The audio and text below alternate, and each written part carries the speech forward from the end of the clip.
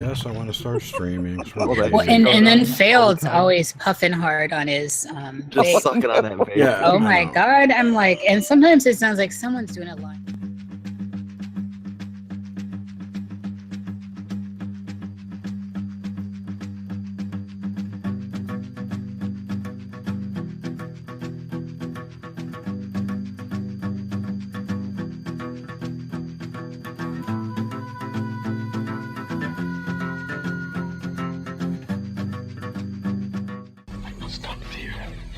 Fear is the mind killer, and fear is the little death that brings total obliteration. I will face my fear. I'm forbidden to pass over me and through me. Knowledge is power, but how you use that power defines whether you are good or evil.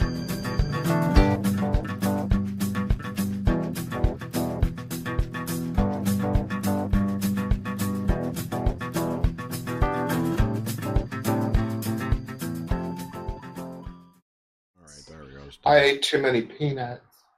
Oh my! That's the first. Oh, the first sentence of the Hive did you take tonight. something for it?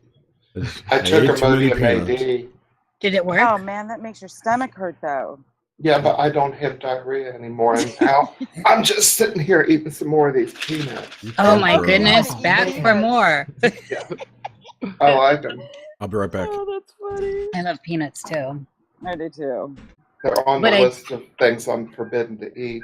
Oh no! Do you have celiacs or something? I have diverticulitis. Oh my goodness! And yet you will still eat those peanuts. Yeah, I like them. That's that is like the best sense of decadence. They will tear you up, but you will still go to them. Well, then I eat the little blue Imodium AD pills, and I quit shitting my brains out. Balance. Does the diverticulitis make your is that on the left hand side of your stomach? I thought it was in my intestines. I thought it was little pouches that form in your intestines, I think. Little pouches that form in your intestines, and then little seeds get caught up in it, and then they get infected. And then you, Right. Not the first part of the word is to divert. I'm not going to divert from eating peanuts. I like peanuts. You just can't eat, raspberries or blueberries, bananas, anything that has little seeds in it. Oh, wow. That's what'll screw you up more than peanuts. Yeah, I'm not supposed to eat popcorn either. Yeah. But I do. I ate a big tub of that real buttery, gooey popcorn. I went and saw The Dark Tower the other day and ate that. How was that movie? Well, everybody hates it but me. I liked it. Okay. See, I've heard a lot of bad reviews, but normally when everybody says they hate a movie, I usually enjoy it. So yeah, I thought good. it was really good, but everybody else hates it. What movie? I missed it. The Dark Tower. Dark Tower. Oh, I heard someone say it was bad. Was that Sean? No, Garrett. Garrett in the chat room said that. Well, it he doesn't wasn't like anything. He's like Mikey. Yeah, that's exactly. Yeah. I really liked it. I mean, it was very different than the books were, but I still thought it was a good movie on its own. The Dark Tower. What's that one about? That's that Stephen King novel, right? Yeah, it's like a Western fantasy. Gunslingers and stuff. Right. It's a 8-book series. I thought it, but it doesn't have like a whole esoteric. Oh yeah. It's magic. Magic, yeah. It looks juicy. It's magical. Is the movie? So is the movie just like, hey, dude? Is the movie just like a part 1 or? No, they did all 8. They tried to do all 8 books in one film, and that's why people love it, because it takes a lot of shortcuts. So if one has not had any exposure to it, would they enjoy it? Perhaps. Well, I don't know. I loved it, but I knew what was going on. I don't. Everybody seems to hate it, so I would probably avoid it if I were you, because the majority of people think it's a terrible movie. Majority of people suck too. Yeah, right. I liked Valerian, and everybody hated Valerian, and I really enjoyed that movie. I liked that movie movie too. too. Come out? Valerian came out a couple weeks ago. I saw Guardians of the Galaxy 2, and I was very, very disappointed. Yeah, I see. I like that too. I thought the I don't know, the dialogue was just not as fresh and Well, you don't watch a Marvel movie for the dialogue. I do. Because the Oh, Guardians okay. of the Galaxy was very interesting, and the dialogue was excellent, and the funniest lines in that movie were all like true statements.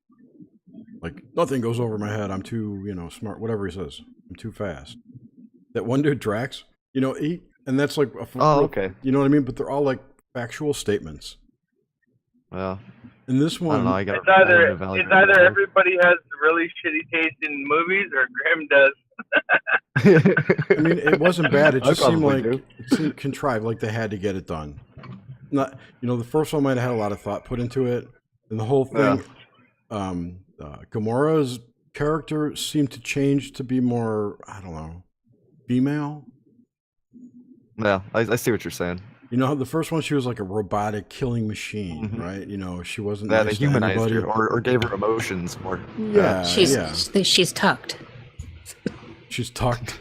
No, it wouldn't be. It would be vucked with a V. Right? A vuck hold. A vag hold. I don't know. I'm not going there. Oh man. This is the thumbnail for Brandon's latest video. Putting up. Is this program live on YouTube right now? Does it matter? I don't know. Yeah, it is. Okay. Sorry. So don't say anything incriminating. He just doesn't want to be eating peanuts in front of everybody. Oh, I'll eat peanuts in front of. I love to eat peanuts in front of an Oh, audience. I have some information. Here's that picture, by the way. This is I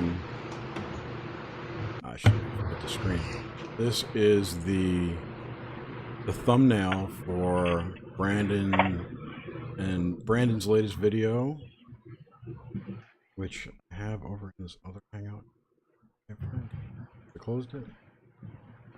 I love the picture, dude. That's why I'm doing it. It's not like I like you or anything. Brandon was thanking me. All right, so it's called the Blue Avian Special with CW Chanter, Brandon Young, John Rasmus, Corey Good is what it's called. Is it new? Brand new, dropped right before the show. Special. Oh, treat. no wonder I didn't notice it. Can't wait. There's the link, everybody. Enjoy. Let me look. I just love the picture with the sunglasses and that picture's awesome. Frappuccino. It'd be cool if the fingers of the Blue Avian were like bending into the Frappuccino, like trying to get a lick of whipped cream. Okay, maybe not. Do Blue Avians drink coffee? I don't know. Do they like whipped cream? That's more of an apt question. But every species likes whipped cream. I know my cats do, that's but only when it's in certain places. I wish I had some whipped cream for these peanuts. Ooh, that's a combination. With chocolate sauce. Oh my God, yeah. Then ice cream. Well, of course, that's like the filler. Ice cream hurts my teeth. Let it melt first. I don't want it if it's melted. If it's naughty? If it's melted. Okay. Why is everybody so quiet? Ain't got nothing to say. Because people ignore me when I speak. I didn't hear you at all. I didn't know you were here. That's the problem right there. Well, now that you're here.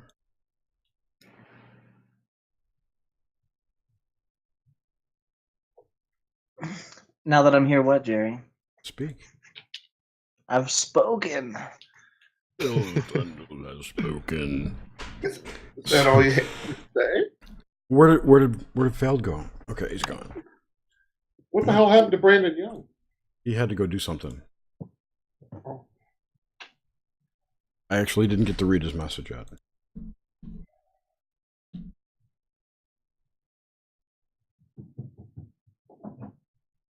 He has family visiting. He has family visiting. Yes, thank you. He's still listening.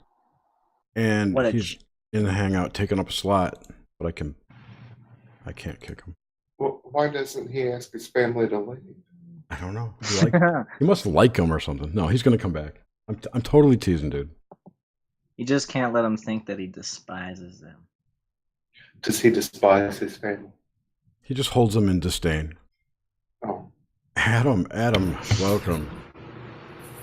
Get Adam in here.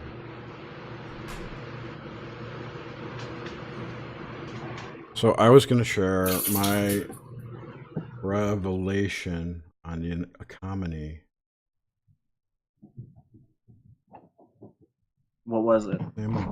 So I've been following this Heather Tucci giraffe thing, and there was a lot of nonsense last week, not noise about her perhaps getting released, and audio. Okay. All right, I'm reading. Oh, I put on the low latency today, so there shouldn't be much delay between people typing and what we say. Who is this Tucci woman? Give me 1 second, because I can't do two things at once because I'm retarded. So she's apparently a lawyer. I'm not sure if she's actually a lawyer or was at one time.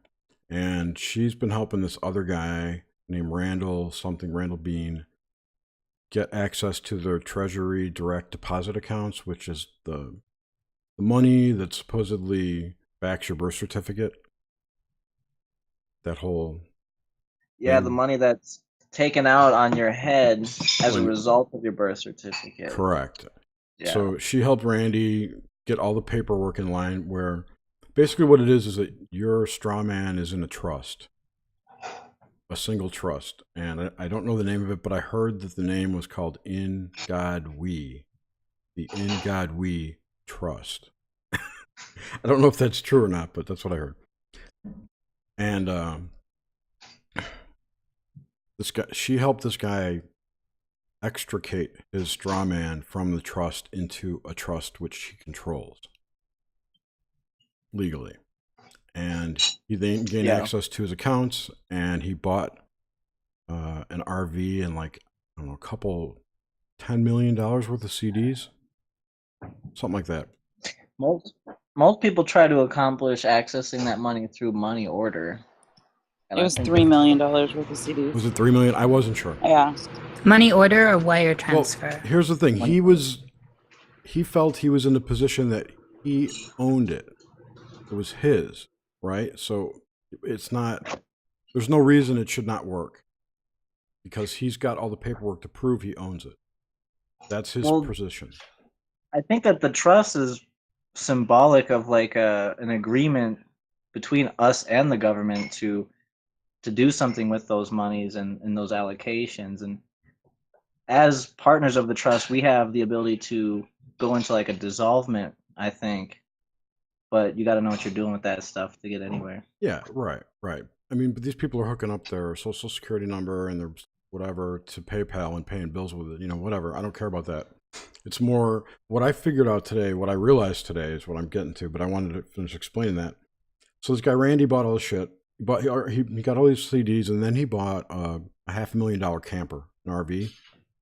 I don't know, 1 or 2 days later, he was arrested, and It was $150,000. That's all? Sorry. Yeah, it was only $150,000. I heard it was $480,000. Wow, the first one I heard it was $150,000, but maybe I'm wrong.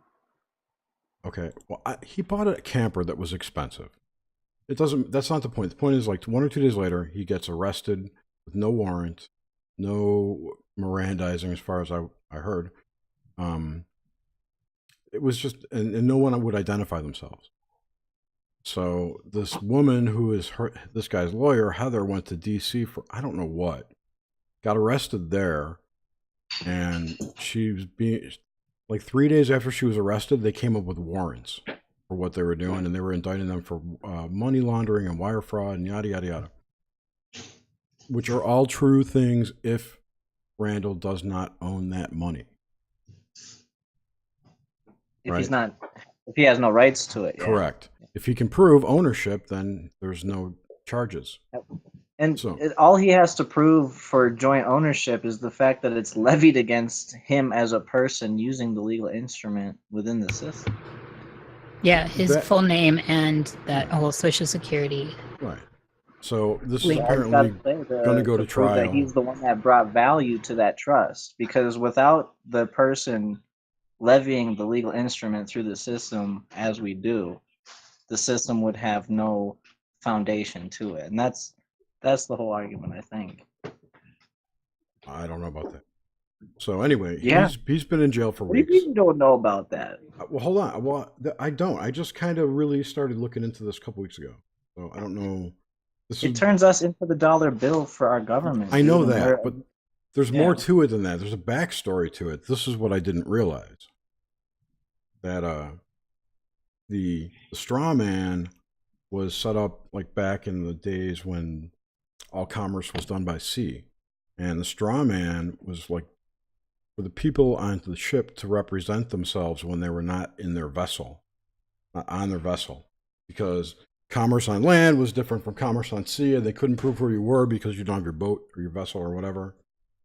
So they came up with the straw man idea, which I didn't know it went back that far. See, I thought it came about with the trust and the people putting in trust and all that.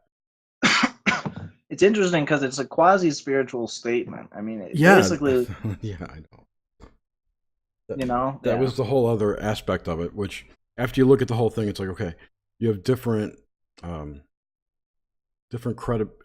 credibility, different rights, different things you can do, can't do when you're not on your vessel. You have to use your straw man for that. You, the person, It's almost like your body as the vessel is being referenced to your mind as the soul with this legal kind of conceptualization, and your ability to identify, defend, and understand the rights and relationships of yourself as a vessel relative to the state is everything it is about becoming sovereign. And you can apparently selectively choose to represent your legal instrument and at certain times have nothing to do with the fact that they're going to try and extricate their force over your legal instrument. Like a lot of the statutes that we get in trouble for, Bullshit. they try to like exercise legal authority over you, the citizen, or you, the legal instrument, but you, the flesh and blood human being, have no responsibility to be accountable for whatever they're trying to exert their force over you for. And in many cases, those statutes don't even apply to the straw man.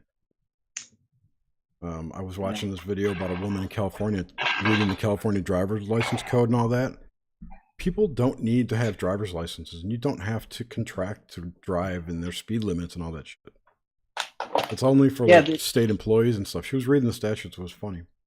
It's a lot of it has to do with like being treated with like extreme prejudice by saying certain words which have particular meaning. Like I drive a vehicle, which is defined in Black's legal dictionary as a commercial vehicle or like a commercial automobile used for commercial purposes. Yeah, right. And an automobile is just defined as a device that travels by its own propulsion system. So if you supposedly like you and walk does into not a conduct commerce, that's the other aspect.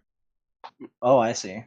So if you say I have a right to travel in my automobile unmolested, right, without being suspected of any crime, which means there needs to be some loss or harm caused that you have reasonable probable cause to suspect. Yeah, probable cause to suspect me of having been even closely involved with it, and that should be like producible.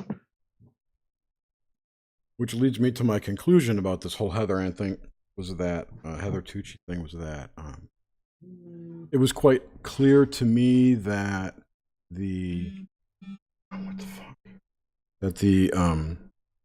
nobody in that courtroom knew what the fuck they were talking about, what Heather was talking about, and that this isn't some dark, deep state secret kind of thing. It's something that was installed a long time ago, and everybody forgot about it. Well, it's esoteric and it's cryptic, and these people you're able to get them in trouble for being negligent of how it's supposed to be. But I think at the level that it's created, Jerry, like you need to walk into like a court of appeals or a superior court after you've already denied going into one of these standard courts. They take your driver's license, and just the way that they function alone, that's got you prejudicially as ignorant to your rights, basically, as saying that I am this legal fiction, Michael Diamond. Absolutely. You know, like the second you, sorry, go ahead. Go ahead, finish. I was just saying, like the second you walk into one of these non-higher courts, one of these lower courts, so to speak, you're pretty much walking into the slaughter. Oh yeah. And you need to beforehand figure out how to operate with like mailing documents in and getting it to a place where your sovereign rights are first taken into account, because in these lower courts, these judges, they're on a factory line, you know, and they got you dead to rights. And a lot of people just put up with it because it's easier to get along than it is to actually defend your rights. Absolutely. And this was also the other second thing that was evident in that court hearing that she had on Friday, which people were witness to and reported on the same, that she was denied the right to defend herself. She was denied the right. She wanted to do a couple things that were totally fine. Her lawyer, her court-appointed lawyer, was fine with it. The judge wouldn't allow it. And the whole point of that hearing was an identity hearing because she would not agree that she was the piece of paper. So they were having a hearing to identify her. And like her documentation mysteriously never arrived at the court, at the clerk, you know, that kind of shit happened. Oh my God. They always post shit like that, dude. Right. They're Well, always... see, this is, I think strings are being pulled from above because they know that people found it, right? But nobody else beneath them does. Whoever that is. We'll say the Fed, right? The Fed, some people, like the top board of the Fed, know this is going on, and like we got to stop it. So I've heard everyone say that all the transactions that do go through, some get reversed, and they're all done manually at the Fed with crazy reasons and bogus dates. It's kind of like a loophole that they know about, but they're gonna make you jump through all the hoops to get through. And if you don't stand up every time they knock you on your ass to get back up and start jumping through their hoops again, they're gonna let you rot in the pit, dude. And a lot of this information is unknown because of that, because people just don't have the determination or the wherewithal to get through all these hoops. I don't want to go to fucking jail. I get raped like crazy. And it's, yeah, dude, like a lot of, and you know, a lot of people's right to defend themselves is being robbed because we get thrown in jail before we're actually proven guilty, and we're treated as guilty before we are proven as guilty. A lot of these richer people, dude, they get sent, they get charged with something like murder. They're walking around outside, you know, they're not in jail like most people. Yeah, well, I think it's pretty evident by the fact that she wasn't allowed to defend herself that the Constitution doesn't really matter anymore. Well, like I said, these lower courts, man, they've already got you in a. This was a federal court. Particular legal posture, which basically does say I am the legal fiction, and they've already got you. I agree. You send in paperwork. You say this is a case of mistaken identity, that won't and work. you just send in paperwork. You think that would work? I think that's how. I mean, that's basically what she was trying to do. Forthrightly, right? It was an identity No, hearing? she was trying to get it tried that she could during discovery show that her straw man is not her. That was what she wanted to do, but she couldn't do it there. So now I think they're going to try and do it in Tennessee. And according to her, they're trying to get the cases dismissed because they don't want people to know. It's going to be a big deal, yada, yada, yada. So is she technically the prosecuting side then? She's like raising a claim and trying the courts against the claim, basically? No, she's the defendant. She's got like aiding and abetting, money laundering, and wire fraud kind of shit. And she's just saying like she's got no legal accountability to that because it's all within a system. Like because he owns that money. The government's contention is that that wasn't his money to spend or use. Oh, that's right. This guy. Yeah. Yeah, Okay. she's his lawyer. Oh, I see. Okay. But she's That's not why at it a was- Tennessee bar. And anyway, she's good. That was another charge I think they might have hit her with. You got some crazy pixelation going, man. That's really cool looking. Can everyone see that? I think it's just you, man. Those things kind of come through one at a time. Does anyone else see that, or is it just me? He looks as crystal clear as an April morning to me. I wish I could show you I've what I'm got- seeing. I got big beef with like tax collecting in debtor's prison, man, and people going to prison for not paying taxes. Do they I'm with really- you, Killendo. Do they really put people in jail for debt these I was days? going to say, do we have debtors' prisons still? Not anymore. Some people in like Ohio or Utah, I don't know where, one of those states. Oh have yeah, been- they do. Tax evasion. Blah blah blah. Yeah. That's They breaking just the don't law. call it that anymore. That's but they not will debt. get you. Tax evasion is considered debt. It is considered debt. Yes, it is. I consider it law breaking. Otherwise, Well- you wouldn't go to jail. Because you didn't pay a debt Actually, that they Jared, say you owe. that's the argument. Is there is no hard and fast law that prescribes you to be a taxpayer, No, I know that. and that's the thing. Is like the IRS levies a debt against you because they happen to get private access to your information as they're a government affiliated company. Well, it's the only debt that you can go to jail for, government debt. I mean, I never heard of somebody going to jail because they didn't pay their credit card or make their car payment or whatever. I'm pretty sure it is only government debt, Reamce. And didn't Peter Schiff's dad? Yeah, Peter Schiff's dad went to jail and he actually died in jail because he was telling people that we don't have to pay taxes, and he didn't pay taxes. And he died in jail for that political argument. And I mean, it's a sound political argument. They basically just try to catch you in circular logic and say a taxpayer is someone who pays taxes, and they pull up a report that shows you've paid taxes before and say this is self-fulfilling kind of evidence Nonsense. here that yeah, and really people just kind of end up believing it and losing the fight because they just bow to the power and to the stigma of what could happen to you if you don't just bow. Well, isn't there some kind of an argument that we don't have to pay income taxes because the income tax law was never properly ratified by all the states or something? Is it, No, it was There's no optional. law. There's no law. Yeah, there's a constitution behind it, but they still get you with civil forfeiture and eminent domain and all these other ways. So if you're on the radar, there are a million ways to get your ass on the line. They're fixers. They're used to gangster people and doing what they need done. In some regard, they're bullies, you know. No, okay. Yes, I mean the fact Yes. that just the whole civil forfeiture thing and eminent domain. I mean, I've known people that have come under that and lost everything for, in the eminent domain, they'll give you what the price that they say the land's worth at the time on the market, which they've manipulated. Of course. So they take everything out from under you and pay you pennies, and you can't contest it because the beast is so big. The system is there's so many wires, there's so many overlooping holes, and it's crazy. at what point do you It's say rigged. how much time and money is this worth? Sadly. I was reading Well, the tax code is like 700,000 pages. That's ridiculous. Sorry, go ahead, Reamce. Okay. Well, isn't all of this just because we have a criminal form of government in the United States? Amen.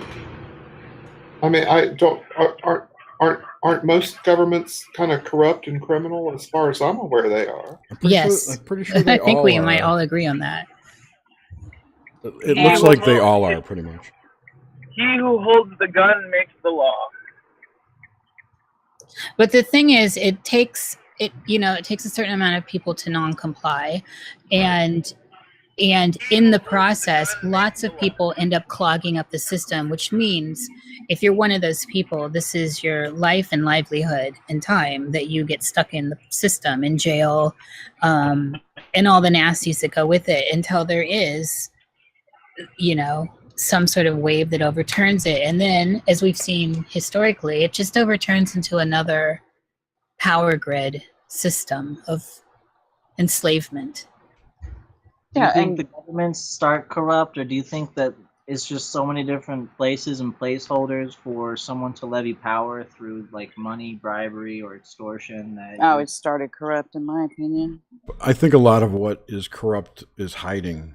I think the worst corruption is hiding under some veil that we don't know about, like this FOIA 73C thing, where now I can hear your fan in. Mine? Okay, well, I just wanted to make one point, and then I'll mute. I'm sorry. Did I talk over you? I'm sorry. No, I don't mean to be good to you. It says right on your state income taxes that if you don't file federal income taxes, you don't have to file or pay state income taxes. Allegedly. Allegedly. Yeah. Didn't you look at that when you did your taxes in April? No, I didn't do my taxes. No. That's why the garnishment. Entertainment purposes only. Yes. What? Is your cat lamenting about something, Jerry? They're mad because I treated them with flea goo. Oh.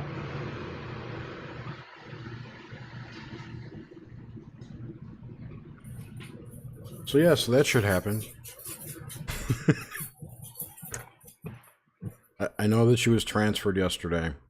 So the whole point of that was that I didn't realize that the straw man concept was introduced Jerry, perhaps up to 400 or 500 years ago. Jerry, I heard it. I don't know where I heard this from exactly, or if I just pieced it together myself. But I mean, there's like all this. There's this portion, I guess, on I am the witness, and just saying that when you're the defendant, and it's kind of like this, supposedly this statement which kind of like recognizes the piece of you that is God, and says, although I may have actually been the murderer in this case, because you don't have enough evidence to beyond a reasonable doubt persecute me, and I don't have to testify against myself, and in that way I'm a witness to my own life.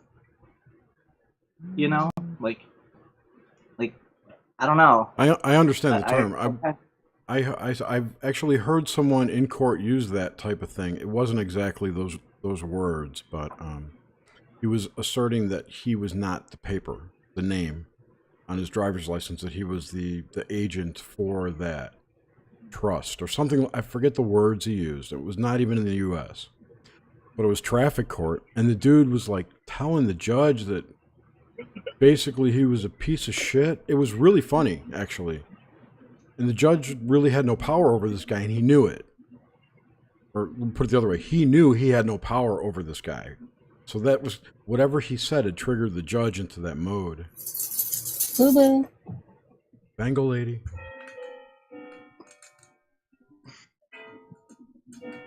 That thing needs tuning. What thing? My clock? Yes, your clock. Your grandfatherly clock. It's supposed to sound that way, I think. It's always sounded that way ever since I brought it home. Is that a Caligula poster? No, that is it's a Caligula. I mean, does it say Caligula? Sure, see it? Ah, his seal. It's a painting. I commissioned that years ago. Very nice. After I saw the film. I remember he tied the guy's dicks off and made him drink wine. Malcolm McDowell did. That's the only thing I remember from that movie. No, Malcolm McDowell didn't do that. Tiberius did that. That was Peter O'Toole's work. Yeah, so that's all I remember is that scene because it was so. Yeah, it was pretty grisly. Well, then they put a sword into his stomach and all of the wine come dribbling out of it. Remember? Yeah, it was revolting. Who directed that? Tinto Brass. Did anyone watch the I, Claudius BBC series? Yes, that's one of my favorites. Me I love that. Oh, it's brilliant. Dearly love that. You talk about a Roman soap opera. Oh my god, it's brilliance. All fiction. No, I don't think so. It was based on Robert Graves's histories, I think. And so unless Robert made all that shit up, then No, it's based on the last guy who made stuff up. well, I think it has some kind of historical basis. Right? I mean, it's just the stories just continued over and over and over again. We are slaves.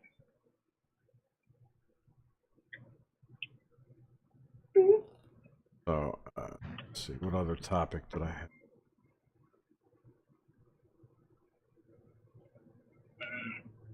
You guys are no fun. Oh, yeah. Super fun. You're super fun? I'm super fun. Don't come at me. Bitch. So in the end, we're all slaves, and In the system. James Cruz. What's up, James? Jimbo. He's back. Good evening. Hey, Adam Tarsus is here too. yeah. Who's Adam Tarkin? Hello, Adam. I haven't heard Adam say anything. James, you've everybody. been missed. Hi, Adam. We were deep Hi, in Adam. conversation, that's why. Yeah. You guys were kind of on a good roll. Didn't want to interrupt. Adam, what's that profile pic? It looks familiar. It's Dr. Fate. God damn it. Dr. Uh, Fate. Yeah, it's a DC comic book superhero. I think this one is a stylized. He's got the Baphomet fingers So going. it's not the. Yeah, well, sort of. I dig Is it. he throwing out some sort of an ankh, it looks like? Yeah, it's an onk. What's up, bitches? Nothing. Crushing cats. And so, like, does he control synchronicities with his power? I can do a lot of things. Not you, the superhero. What's his I don't know, super? he's just some mystic. Who James. knows? What's up, Nish? How's So- your vacation, James? Pretty awesome. Fucking crazy. Yeah, it was long. I'm Did you back guys home get to now. hook though. up? Nah, man. Nah. You losers. Yeah. It's been a crazy time, dude. But I mean, I've only been home for a couple hours. And you drove? But, You're probably- yeah. You're wiped out. 8.5 hours. And yeah, so I'm back home. But yeah, If you stay up as Okay. late as you can tonight and just fall asleep, but try and stay aware of it, you'll totally pop out of your body like that. Boom, out. most likely. Yeah. I'll try. I think Just the key is FYI. that spine posture and like somehow getting your head at the tilt where you can balance it. I think that's the key to good long astral meditation, man. Not even joking. It like pinches the nerve in your neck, I think. Gives you an Was it extra like little... cut off No, I don't- certain blood flow or something?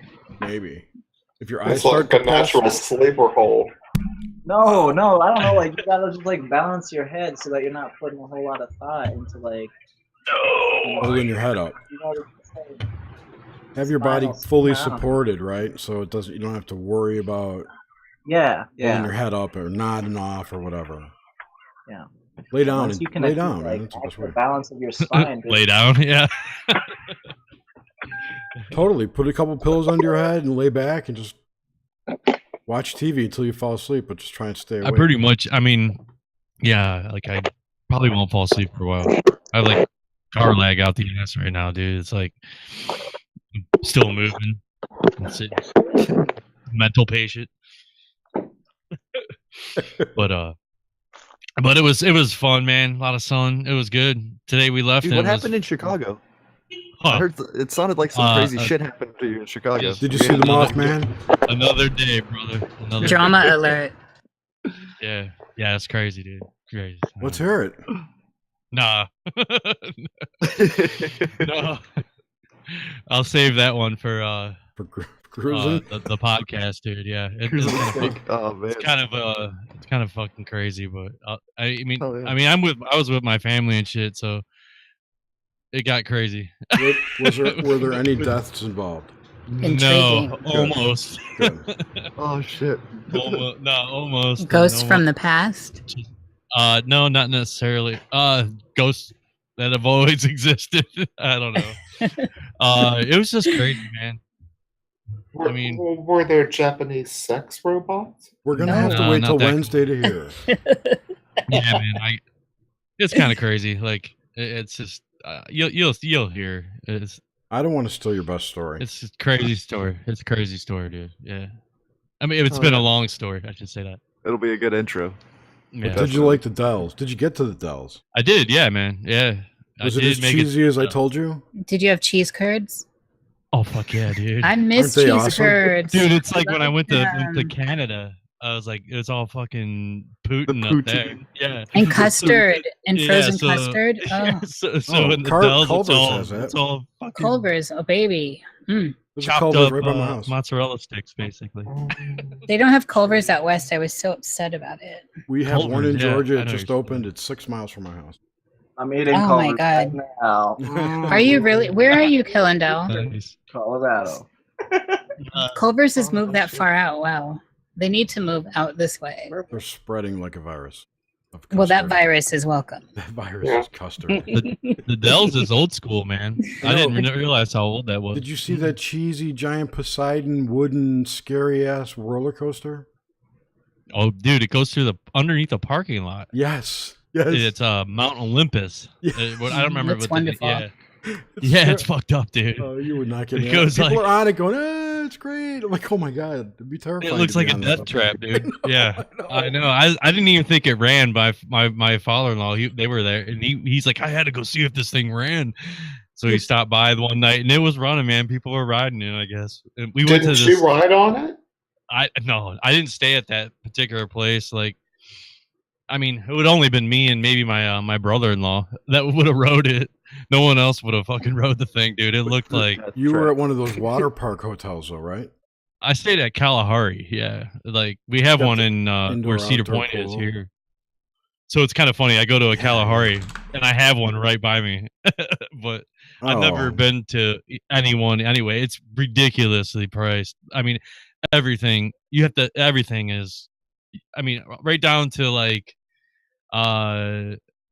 a cart to take luggage and shit from your car to your room. I mean, you even got to rent that shit.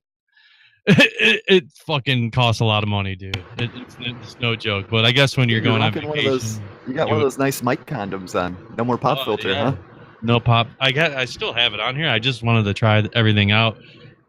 I got Yeah, a new sounded case. good. I got another. Let me see. Actually, if you can this is the best you've sounded, I think.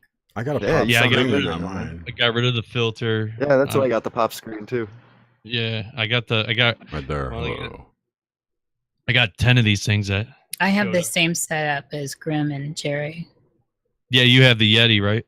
Yeah, with this dragon thing, but I thought about getting one of those Yeah, just Yeah, you little can buy all condom these. thingies. Yeah. Yeah. Mic stand too, because I still got this. Niche, is your shitty- gain that's turned the- all the way to basement. the... I don't know, Jerry. Mine Which one came is with that? like they just showed up when I was gone, man. I had like 10 of these things. They're all different colors and shit. I got the whole fucking Nice. rainbow here. The back, the one on the back, top. I think it's top. The My game? microphone is pointing down, so Pointing down, so it'd be the bottom one on the bottom one all the way to the back, right. all the way to the left. This is to the left, and it sounds crazy. Oh, right. Yeah. It's upside down. That's left. Yeah, serious. the other way. Yeah. Oh, Work it's with me, directional. That's baby. right, isn't it? Yeah, this is all the way down. Maybe it's my fan. I'll turn my fan off. Well, no, I can't hear your fan now as loud. Oh, It's not okay. as loud now as it was. all right. Or you just need like a nice noise gate or something. I have one, but not in What the between. hell is the noise gate? The noise gate It's a- is it's on. like No one else is hearing it except us. I think, unless I took it off. No, I still have it. I have noise suppression at 26. I don't like them putting chemicals in the water that turn the freaking frogs gay. Do you It's working. It's working. Oh, fuck yeah, dude. It's working. I can control it all from my phone, dude. Girl. That's awesome. Bitchin', dude. Oh my gosh. I had to go to the store real quick. I wanted to say hello to Adam and hello to James. Welcome back. Hey, what's up? Hi, Adam. Nice to see you. Oh, we got Adam. Wall Thornhill It's tomorrow good to night. see you too, Suzanne. Oh yeah. Yeah, That's yeah, right. Wall Thornhill. Wait, let them You say boning up? hi. Adam said hi. I know I did. I said hi. Yeah, I've missed Adam a lot. Me too. So Adam's I'll work be- schedule has changed, so he has much more free time now. That's excellent. Yay! Sweet. Well, aren't you doing a show with Moose, or was that just a one time? Now once in a while, I don't mind like doing a show with him once in a while, depending on the topic, but I don't really have time to do anything like regularly. So, you know. Yeah, me neither. Except this. Except this. And that other thing. Failed his painting. Okay, guys, I'll be back. It's not full, right? Almost. I got 4, 6, 8, 10. Yeah, it's full, but you'll leave and it won't be. Okay, but what if somebody else comes in? I don't know. Well, Don't worry about it. I'm gonna have to leave shortly. Unfortunately, because I have some early appointments. But She could be an hour or more. I wanted to talk to you. Yeah, I know I could. But I'll be here next Friday though, because Oh, you will? Jared says you guys do it regularly, so now I can schedule it in. Yeah, absolutely. I'll send you. I'll put you on the email list so you get in the calendar. That would be cool, because then I won't forget. All right, well, I'll just take my chance. I think it's set up with a half-hour reminder, so and you could personalize it, obviously. Sweet. Okay. Talk to you guys in a little bit. I want. All right, bye, I'd Suzanne. like to get everyone. Bye, together. Suzanne. Bye. Bye. See you later. Drive safe. I got this bogus chair, and it keeps like every 5 or 10 minutes, it sinks down to the bottom. Down to the bottom of Like, what? like, you know how it goes up. The hydraulic goes up and down. Like, you can go up. You can raise the chair up. Why don't you put the lock on it so that you don't sink down? There's no lock for that. There's only lock for going back and leaning back. There's too many of them. It's a bottom-out fucking situation. Arby's meat mountains, dude. Dude, I lost weight. I'm under 200 now. I'm just busting your No, chops. no, it's worn out, and I don't know how to fix it. Motherfucking meat mountain up here, dude. I need a meat mountain. Has Has anyone actually gotten one yet? No. Ugh. Dude, I don't think I'm eating for about a week right now. I've ate every night. I think I had some type of double fucking burger. I know that's the problem with Wisconsin. Last night, That's the problem with the Midwest. Yeah, last night I had it's like this the one. 3 states over there. It was called the curdy, dude. It had double fucking meat with bacon and fucking curds. I just Yeah, got a but text that really from tightens Mr. up your Nomad. stool. Nomad, amazingly. what's up with him? He just said, I'm okay. I told him to text me every couple of days and just say, I'm okay. Tell him to get his ass in There you here. go. I know. Dude, he's I in the miss middle of Nomad. the woods. What? He's on a fucking retreat. Nomad He went. just Yeah. stuck He up. went black Is it or a CIA dark, retreat? Yeah. Must Yeah, be dude, he's training. handling Ah. right. He's being handled at the moment. Mhm. or he's handling. He's Or handling both. it, yeah. Typically, it's a Put on this circle. black bag. It's some kind of giant circle jerk because usually when people think they're handled, the handlers themselves think they're handled, and it turns out that it's not true. It's all just in their heads. Someone What planned is the truth Kinda then? handling. There are some true ones, people that are actually agents or whatever, but there have been, actual agents. People aren't just targeted, and have handlers. Now, there may be black programs that do that. Or That's racist, Jerry. I know why it got to be black. not black people, black as an unacknowledged program type situation, aka black projects. So government operation is normal then, no problem. Yep. Perfect timing on the clock. Spooky shit. No, it's interesting because it's like they may let's say a project or program planted the idea in someone's head that you're going to handle this guy. So he takes it upon himself to get close to this guy and handle him, but he doesn't really get any direction. It's his own direction from the single instruction. Where that came from, I don't know. It might be more than, I'm not saying it's just one time. But what happens, from what I've seen, it happens is that the handler will then handle someone who then he'll get bored handling the guy and start saying, okay, you handle someone now. I'm going to train you to be, and they make like this giant multi-level marketing of CIA handlers and handlees. But none of them really are, and it's just funny. Yeah. Hey, what's up, Red Guest? Where do you sign up to have somebody handle you? Just decide to do it. Ooh, girl. Go tell everyone I'm handled by such a this. I meet my handler. His name is I don't know. Marvin. Ninja Nomad. His name is. There His needs to name be is. a website, something like Grinder for handlers. His name's Whiteside. Marvel Whiteside. Grinder for handlers. Manhunt. Yes. So your handler's name is Smack Wetley? That's terrifying. Hell. Oh yes. Yeah, no, it was interesting. Very interesting. You've been handled, bro. You've been handled. Radagast, welcome to the 516. Oh, the wizard is here. Hello there. How are you? Welcome to the all you. I can't remember. I can't ever remember if you want Skype or email. I always forget. I'm sorry. What was that, Jerry? I can never remember if you're Skype, not email. And this week I emailed you and I didn't Skype you. But last time I Skyped you and you bitched at me for Skyping you because you never looked at Skype. No, I never bit. I don't bitch. It wasn't. That a is bitch. so not Radagast. It was not a.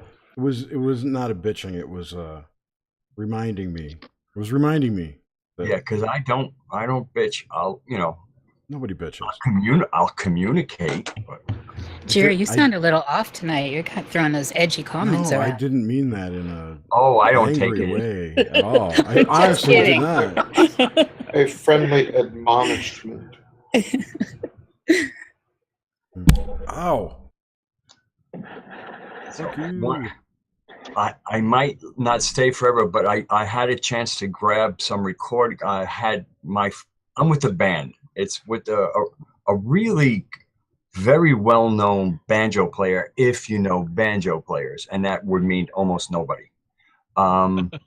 So his name is Butch Robbins, and he's played with Leon Russell is a name most people would recognize. He's played with him a few times. But he was a regular with Bill Monroe, who is the man who basically invented bluegrass as a style. Because he played this kind of music that didn't fit into all the other traditional country sounds. So they made up a new category for Bill Monroe. And Butch played with him for years. He even played it for Jimmy Carter back in the day. So, this guy's the pro's pro. So I love playing with it. And we've been playing with this drummer for a couple of months now, really kind of hitting it. And this is not like your typical kind of Appalachian music. It has an Appalachian sound because of the banjo, but the way we play it is different.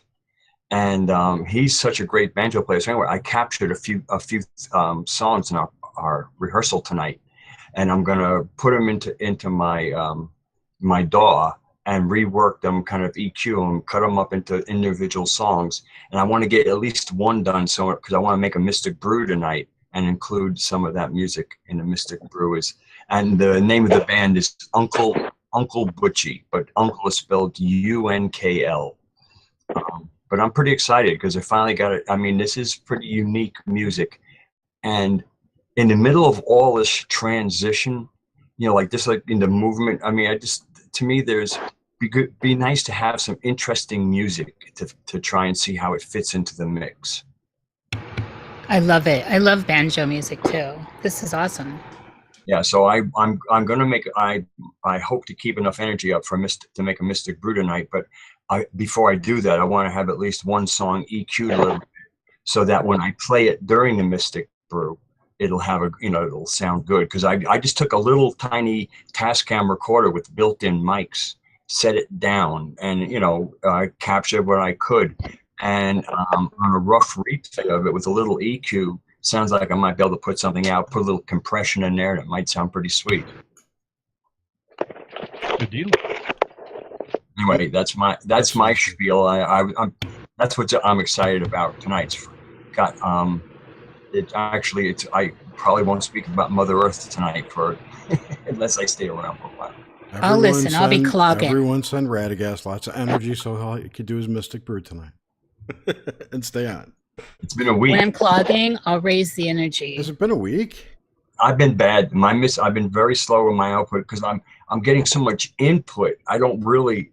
It's trying to put it into some output is You haven't become a big processed it yet. challenge. I'm overwhelmed, actually. You haven't processed it yet. Yeah. No, I know. I get that. But I got the scribblings. I have the scribblings of a script, thrown a little, me commentary just about the music, maybe to shift it, shift the delivery temporarily to make it about, part of, to me, of connecting to the earth, is connecting to music and as organic as possible. And banjo is one hell of an organic instrument. I actually have one. Whoa, Jerry, you get cool points for that. Well, so anybody who who likes banjo, this is a unique.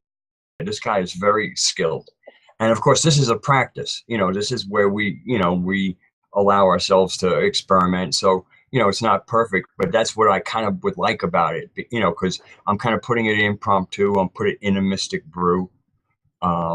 Probably have a nice. I have a picture of the three of us that I'll kind of post up while they play the music, and just start to share some of the the celebration, some of the music that I think makes a joyful noise, and what we're doing in our in our own what we're doing with real people in our communities, and then bring that into the cyber sharing of it all. Taking the marvel of technology and taking what's happening organically and sharing that. It's the medium to do it, man, for sure. Just to ban, it's just modern tech for sure. Yeah, use it to your advantage. Yeah. Real life, digital life, as above, so below, right? Yeah. The left brain and the right brain, like you said, it's all everything's coming in all at once, but then you got to put the ones and zeros to it. So what about come out the other side? So what are the electrons forming patterns like we form patterns using the technology itself in that model? I don't think anybody knows what the fuck you're talking about. Hello. So, what the music? What you were just saying, that humans use technology and they fall into patterns using these technologies. Right. Certain things evolve that way, right? And you said as above, so below. So below that, what's below that? It's the electrons organizing in a way. That's it's turtles all the way down, Jerry. Well, it's not turtles, but beneath the electrons or whatever are quarks, if you want to even believe that shit. Well, in a way, we're feeding. I mean, I don't even know where it ends or begins, but when we upload to the internet, when we participate in it, we're feeding whatever it is.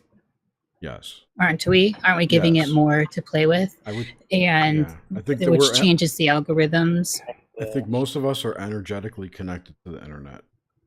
At this point, especially with nanodust and all that. Yeah. And which means snorting some nanodust right now. Well, that pixie fucking nanodust, baby. That fairy dust. Stay away from that black pixie dust, baby. It's no good for you.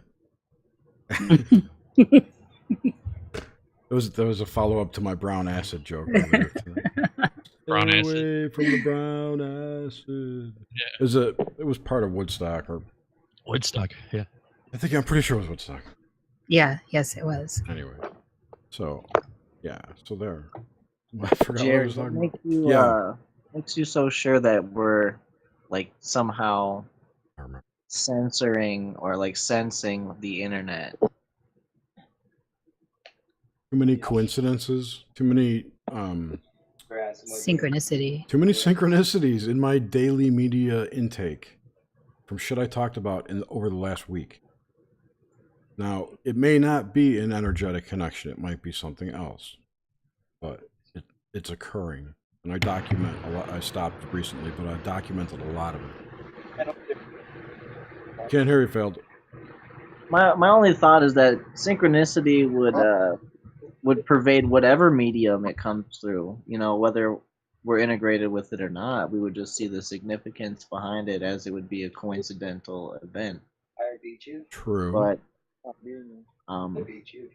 It's but at that same synchronicity. level, who's to say that you're not somehow integrating with the expression on a physical level, which is the internet? You know, like who's to argue that that's not happening? I would definitely say that that could be what's happening.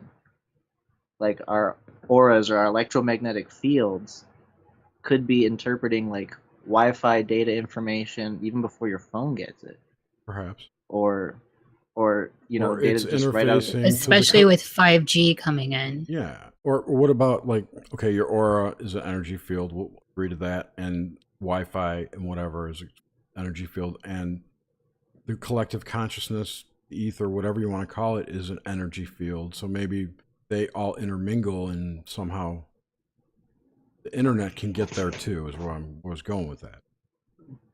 However, that if that's They definitely- energetic or higher dimensional technology, if such things exist, then, you know. Well, go ahead.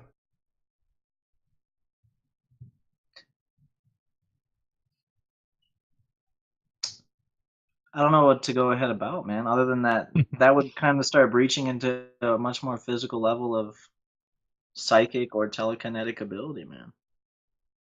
That's basically like A crutch. I would say like that would be like the ground zero of where you could say there's evidence of it happening. Yeah. You know? Yeah, right. I agree. I That does make sense. Yeah, I've kind I of think had so this, too. this thought that the internet is the expression of a human communication system that's nonverbal. Call that telepathy, call that whatever. But that has manifested in a technological form, as many human functions do.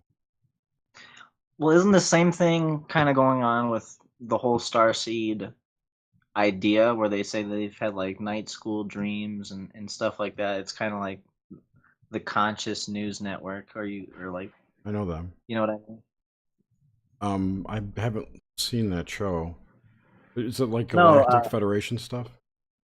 No, I was just saying like consciousness within itself could have its own news network, and you can interpret that through dream states or astral projective states, or just like even stumbling upon the idea itself is kind of like this arcane experience where you're like, hold on now, there could be within the sphere of mass consciousness before the internet really became the medium it is for us like it is now. There were people subconsciously within mass consciousness entertaining these kinds of concepts, like a night school or like a dream school, or you know, like That's a cool idea, actually. Yeah. Everybody dream about that tonight. But didn't Whitley Strieber do Link all of class, this stuff years ago? Didn't Whitley Strieber put this same kind of theory out there back in the 90s? I have no idea, but I mean, I think so. Find his book, The Secret School. I think that's exactly the sort of thing that you're proposing here, Gil. In Doctor Strange, he went astral to read books. In the movie. That's a really fucking cool idea, though. The astral, or not the astral, the consciousness news network, which made me think of the fact that I tend to think that if there is a collective consciousness type of, it's not bound to time. It's outside of time. If there's a consciousness news network, do you think it's full of fake news? Probably. if we have it here, it's in there, It's like just random porn thoughts and all this shit that's like gets jumbled out there. Like, well, I mean, you can't control it, dude. Yeah, if you're open to receiving that kind of shit, if it's a cloud just transmitting all all the the fucking McDonald's commercial popping in.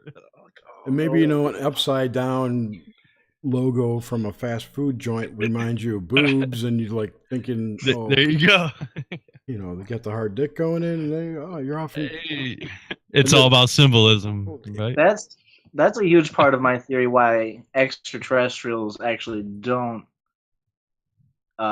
exist, really come into our culture, because they would basically read our minds, and it would just be very like terrifying. These guys are retarded.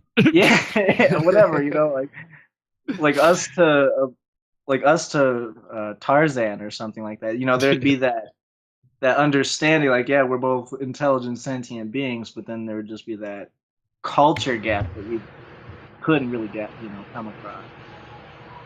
I question how intelligent we are. It's tough. That's a tough I call. think we're Yeah. very intelligent, man, and I think it's the underestimation of our intelligence that is largely what's holding us back. And the I large don't know. amount When of you look NPCs. around, it The seems NPCs, definitely. Goddamn blacksmith. They're all 0.5. With high aggro. Tons of aggro. My chair sunk again. I'll let you know every time I have to go back up to the top. Oh, it's already gone down. It's like if you lean one way, it goes down faster. That's what she said. Right? That reminds me of my Nixon joke. Did you ever hear Richard Nixon loved to get head, but his wife would never do it? And Gerald Ford said, why? And he goes, I could never get it down pat. Oh, I understand that. har har. I think I even screwed it up. It should have been cricket. It made sense. It made sense. She wasn't able to gobble it all the way down to the hairy old root. Oh, her name was Pat. It was Pat, yeah. Yeah. Pat Nixon. Pat Nixon. She had an addiction, didn't she? No, that was Betty Ford. Yeah, she was a drunk. I Probably love the killed rhyme people, of it. ate babies, the whole thing. Betty Ford ate babies? I don't know. Isn't that what all the She's a reptilian monster. The dark side. Oh, Fuck me they hard. all Fuck me do? hard. No, I'm strictly Dickly, y'all. Oh my god. Yeah. That's hilarious. Do we have anything from Suzanne you want to play, Chris? Oh, where's that one? I gotta find it. Oh, It's no. funny I'm not because you talking any beans. when we're in live stream too, it's hard to did she just say that? Live or Memorex? I know, because it all sounds the same. That's because we don't know what fucking layer. Remember, that was the other point I was trying to say about the us making technology to replicate human functionality, and then below that, do things beneath that organize into similar patterns to replicate their functionality. And if that's true, what layer are we? What functionality are we attempting to replicate in a higher level that we don't see or comprehend? That was kind of my thought there. What layer on the stack are we?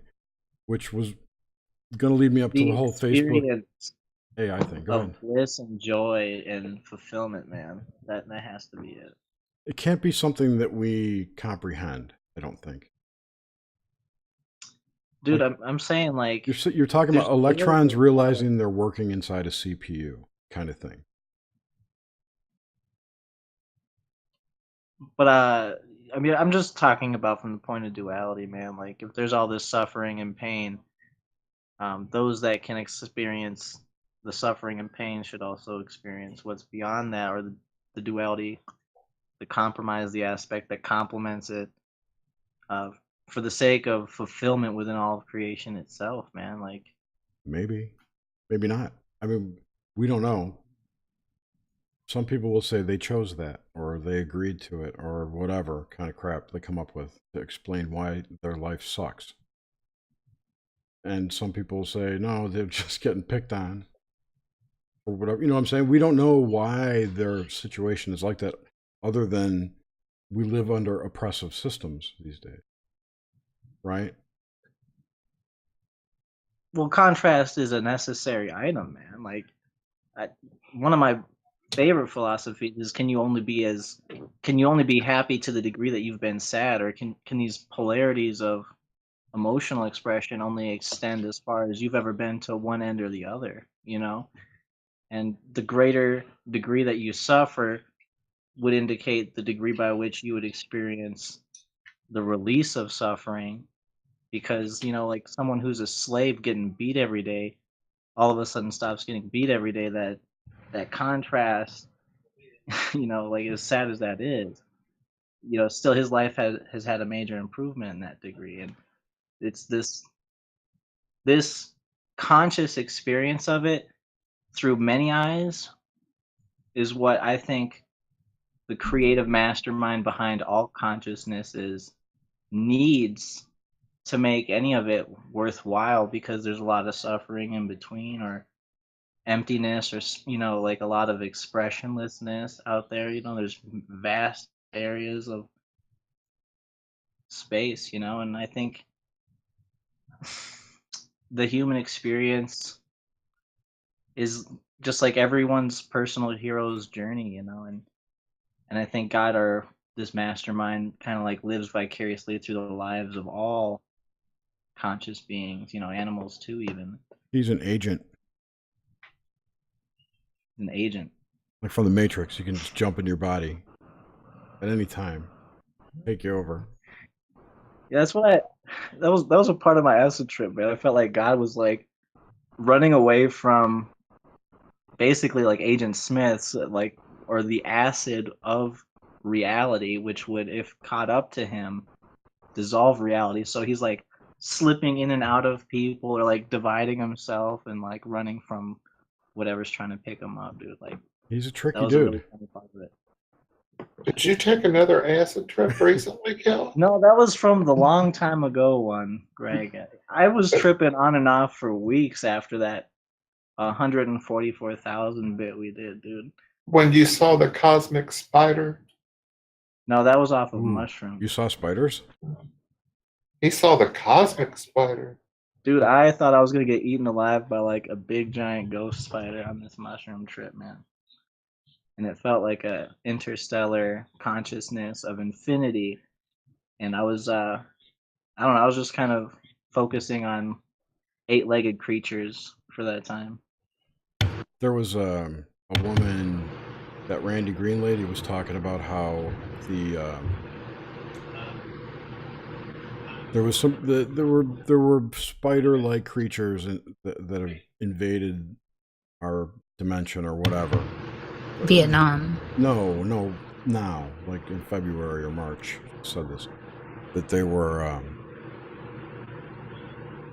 spiders and worms, is what she said, is how they ended up, but they're basically souls that never ever made it, or entities, whatever, who degraded to like the lowest level they could possibly be.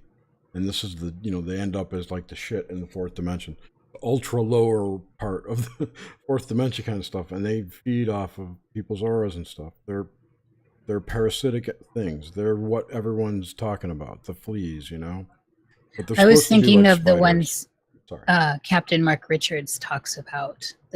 I think they call them the Trogs or something, not the band. Yeah, now those remind me of the whole Hattie-Bo thing with the spiders who invaded here and took over the moon and made skin suits that they developed consciousness transfer technology, and they put the suits on sale, I forget when, 80 or 91, something like that, for $1 billion a piece.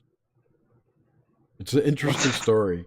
It's a crazy, interesting story, but it's out there. Kill, Yeah, what man. did they look like?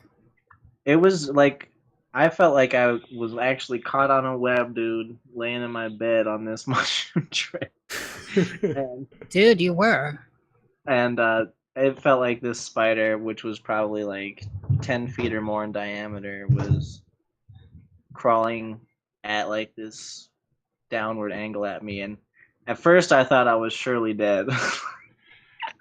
Like, I was like freaking out. I felt, oh my god, dude, I felt like it actually did like a quasi possession of me in that moment, because I feel like his two big eyes came in behind my eyes, and like I felt like my hair was spider hair.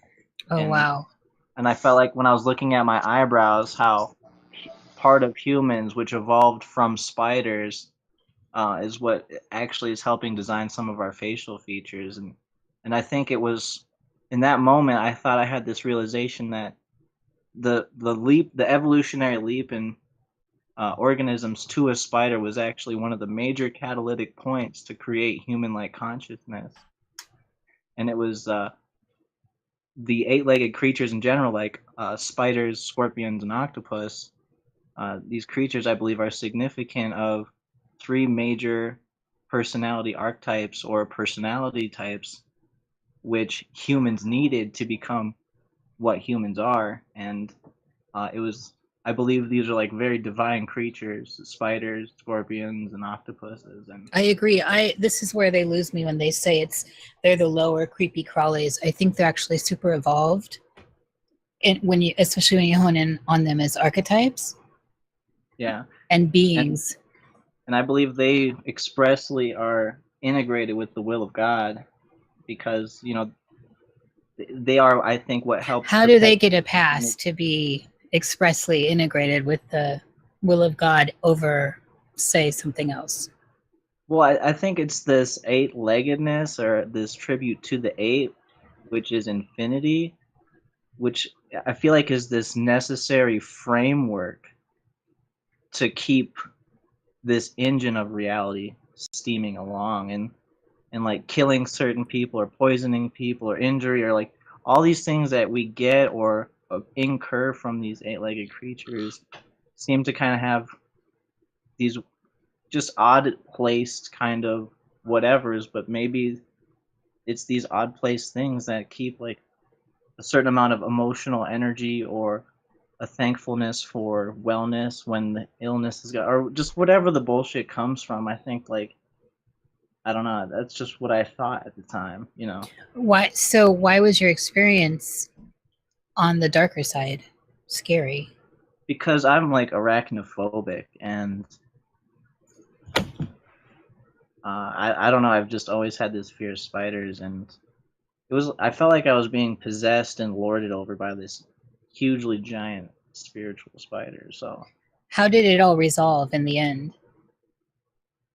It basically resolved by me just coming to terms with the presence of it and kind of subverting my awareness of it, and then kind of just appreciating it. I actually made a projection that it was from Patrick John Coleman, or maybe there was some entanglement with this spider to Patrick John Coleman, and I made a few private comments to him about that, and I just felt like it was representative of this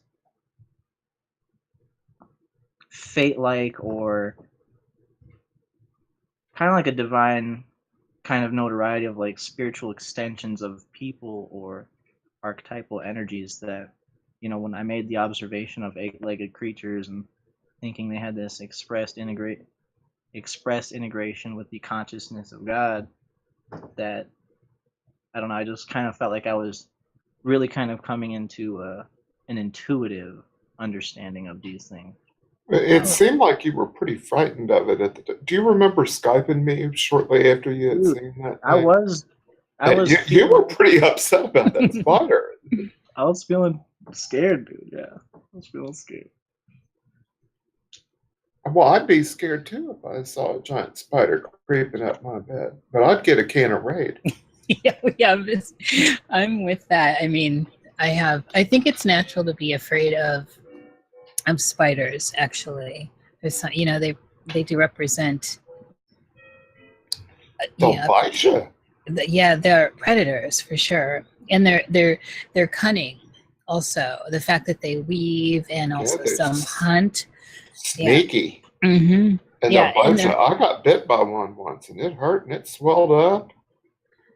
I grew up thinking there was a pact among spiders that if I killed one, it transmitted some energy to others, and I would get bit in the night. And of course, that was self-fulfilling. That would always happen.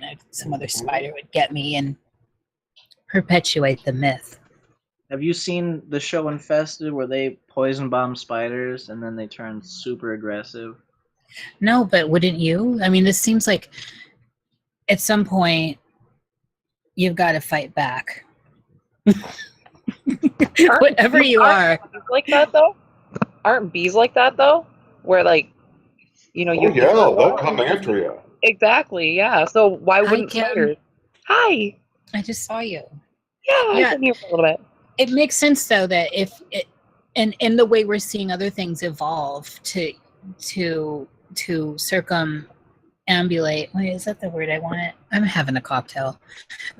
Other things will evolve though. Like it makes sense if you're constantly being knocked out or have aggression on you. Eventually, your kind is going to find a way. Especially if you're a hive mind like a bee. You know, they all transmit communication. Isn't there something to that? I'm not sure about the science here, people.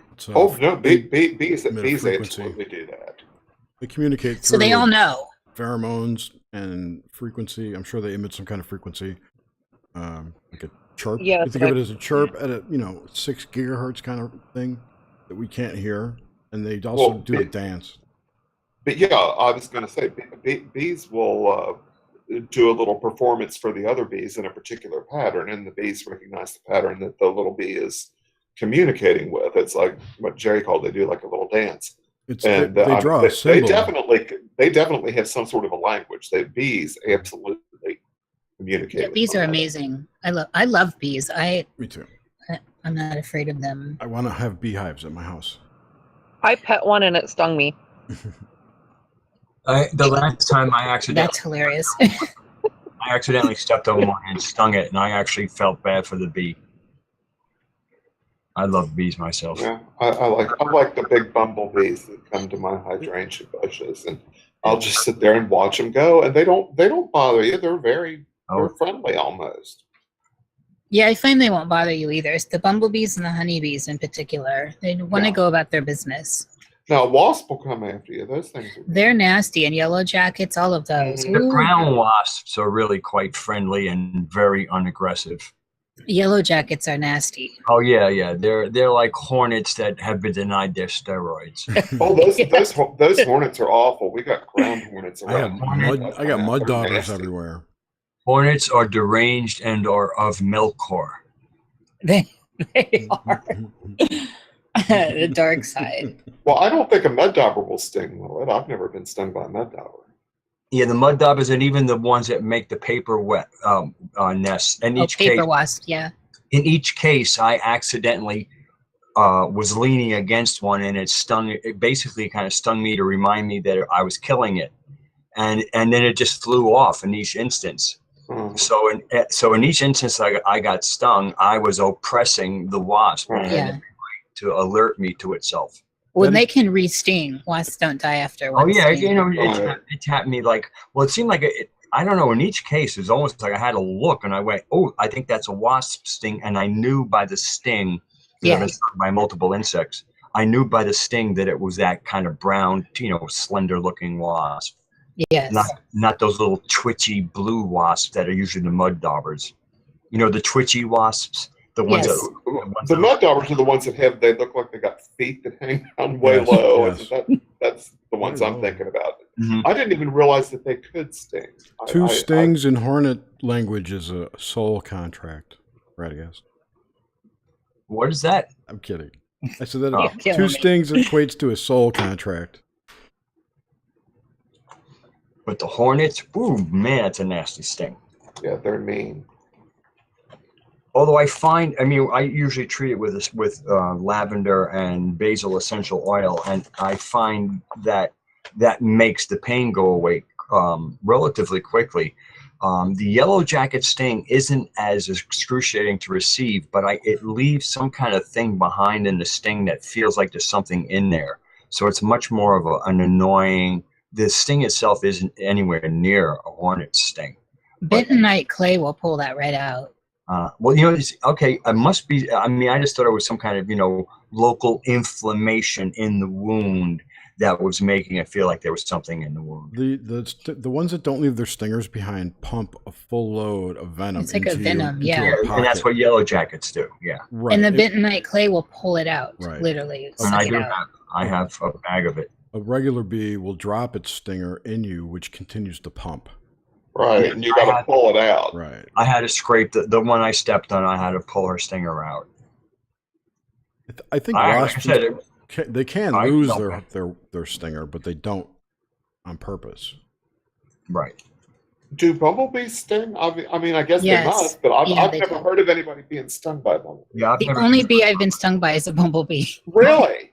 I was so young at my grandmother's house in the very, very back, and I was picking up flowers that happened to be on the flower I picked up. And I swear this was one of those magical moments in life where time stopped, and I picked this flower up. It looked at me, and I looked at it, and I'm like 6. I dropped there was a consciousness exchange there. There was just a moment, and it was slowed down.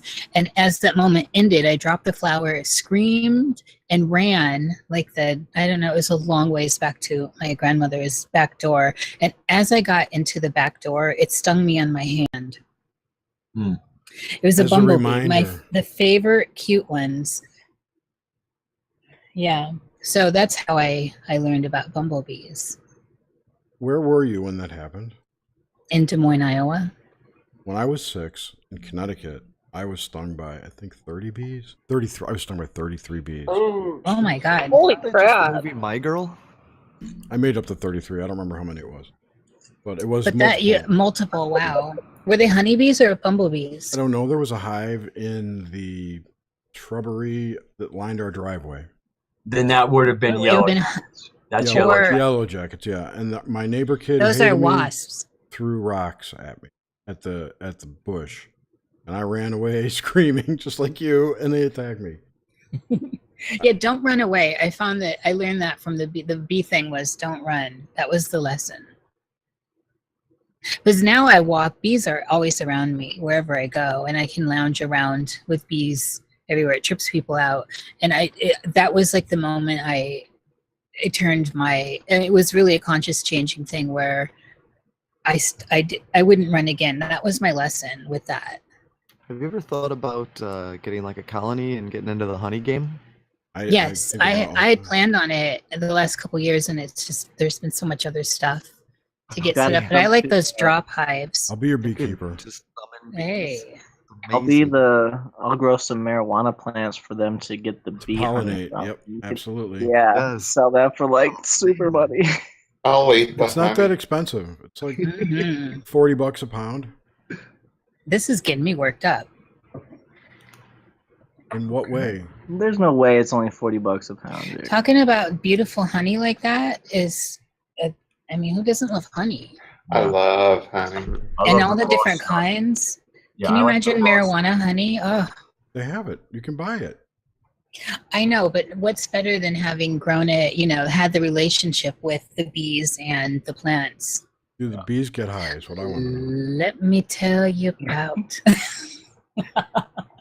the birds and the bees. Go for it. Cannabis. Cannabis, they're called. This sham board is really doing me right. The what? Uh-huh. The sham wow? Shambord. That's what I heard. It's wonderful. I love it with cream. That's how I have it. Oh, I love those ShamWows. I've got one of those things, and it does exactly what the infomercial claims it. All right, it's called Canna I Honey. love you, Reamce. Yeah. Mm-hmm. What were you saying, Jerry? It's called Canna Honey. Canna honey, of Like course. Cannabis. Here's some. And how much a pound? Not to be confused with the can of flour, the bulb. No. Cannabis, no. Well, those canaflowers. I don't really are see any for beautiful. sale. I love them, Reamce. I do too. My mom's Gorgeous. got a bunch of those in her garden. Oh, they're so stately. I'll tell you what else is a pretty flower. Probably my favorite one is the zinnia. I know, aren't they wonderful? Oh I my love fields of them. Gorgeous. I And they're know. great cut flowers. They last so long. They're so and the colors are so deep, and when you stare at one, they're so intricate. All those little petals, the way they're. Oh, I just love a zinnia. Me too. I love a flower. I do Period. too. I do too. Dude, beekeeping is probably going to be a super profitable business in the future. I would do it in a second if I had money. And we Well- have a bee whisperer amongst us, so The bees, there's a communication that goes on. The problem is all of the pesticides and everything that we're having trouble with their immune systems, their nervous systems because of all the funk. Like a lot of people I know. Have they been dying off? Yeah, because of that. That's one of the reasons they've located is one of the things they've identified is that these colony die-offs are related to a lot of the like Glyphosate. Monsanto. Thank you. So a lot of people I know that have homesteads, like myself, use mason bees and other pollinators that are a little bit more hardy. Mhm. And mason bees don't give you honey. No. Right. They don't. And But the males do not have stingers. Dude, what if oh, they don't have stingers? Not the male. A male bee doesn't. A Male drone does. carpenter bee. What if in the future we improve our relationships with the bees to the point they evolve to no longer have stingers? It would take a long time. Let me tell you a story about us evolving. That's like Americans would have guns. There was a guy last year. There was a guy last year. His name was Gabe Cruz. He was on one of the bases project with Miles Johnston, and he claimed to have an incident in which the bee collective communicated with him. This guy was a cell tower planner, engineer guy. He would design the layouts for where cell towers would go, and he would go, how to bounce signal off of this mountain to get it to go down into this valley so people get 3 bars everywhere, kind of shit. That was his job. It would make sense the bees would reach out to such a person if they knew how to find such a person. This is what he says happened, that the bees collective communicated with him and told him that basically the new 5G rollout is going to kill off all the bees, and they have been adapting since Marconi first broadcast radio waves into their spectrum. This is what the bees told him. And they've adapted, but now they're sick of fucking adapting, and they're not going to hang around this time. Which I thought was kind of interesting. The 5G is I mean, This is like a okay, year and a half some of this stuff is hilarious. Some of the channeling stuff, by the way, but whatever that message is, wherever it came from, is valid to me when we're talking 5G and electromagnetic energy and all these different Even at waves. face value, it's acceptable. to Right, me. right. So that's I mean, this is one of the things as we're moving into it, slowly, that we're going to face. Well, no, they're trying to roll it out as fast as possible so no one can contest It's it. rolling out now. Right, It's but they're not happening now. stopping, and they're not going to stop, and they just want to get it out so before everyone realizes that it's out, and everyone's like, wait a minute, this stuff sucks. Oh my God. Yes, Well, I'll go buy Coca-Cola products. They're doing what they always do, which is making people want it because it's going to be faster and connect everything more and, whatever, throw some models with, whatever's fashionable and make it cute. Yes, make it sound like you want it. I don't want it. And so you pay for your own enslavement. Right. We And pay that's for what our needs to be broken enslavement. Well, that's you pay for your own. You opt into all of your own enslavement. Well, I agree. I mean, this is how it. Well, You what know, if a it's- perceived public clamor for faster and better suddenly turned into a public clamor that we'll take what we have because 5G creeps us out? I mean, they wouldn't be, they're right now using that there's demand for this new product. They have, people are waiting in anticipation. And, is there any way of, there being a more popular mindset? Like maybe we could do without this upgrade. Maybe this upgrade is not going to really benefit us. And matter of fact, what is the creepy aspect of the 5G? I didn't even know there was going to be a 5G. Yeah, I'll tell you. I'll tell you in a second. I was going to say, why aren't we, the public, allowed hearings on whether or not we want this shit broadcast in our airwaves? Well, what's the objection to it? So I totally have no idea. I believe I don't even know what G I have. I think my phone's Phil got 3G. Reamce is on it. Probably 4G. 5G is the next generation. It's 5th generation technology. I don't remember the speeds. I think it's up to a gigabyte. It's connecting the second. Internet of Things. That's the other smart thing too. grids. It's all addressed hugely So the Internet of Things can connect to it everywhere. So it will permeate.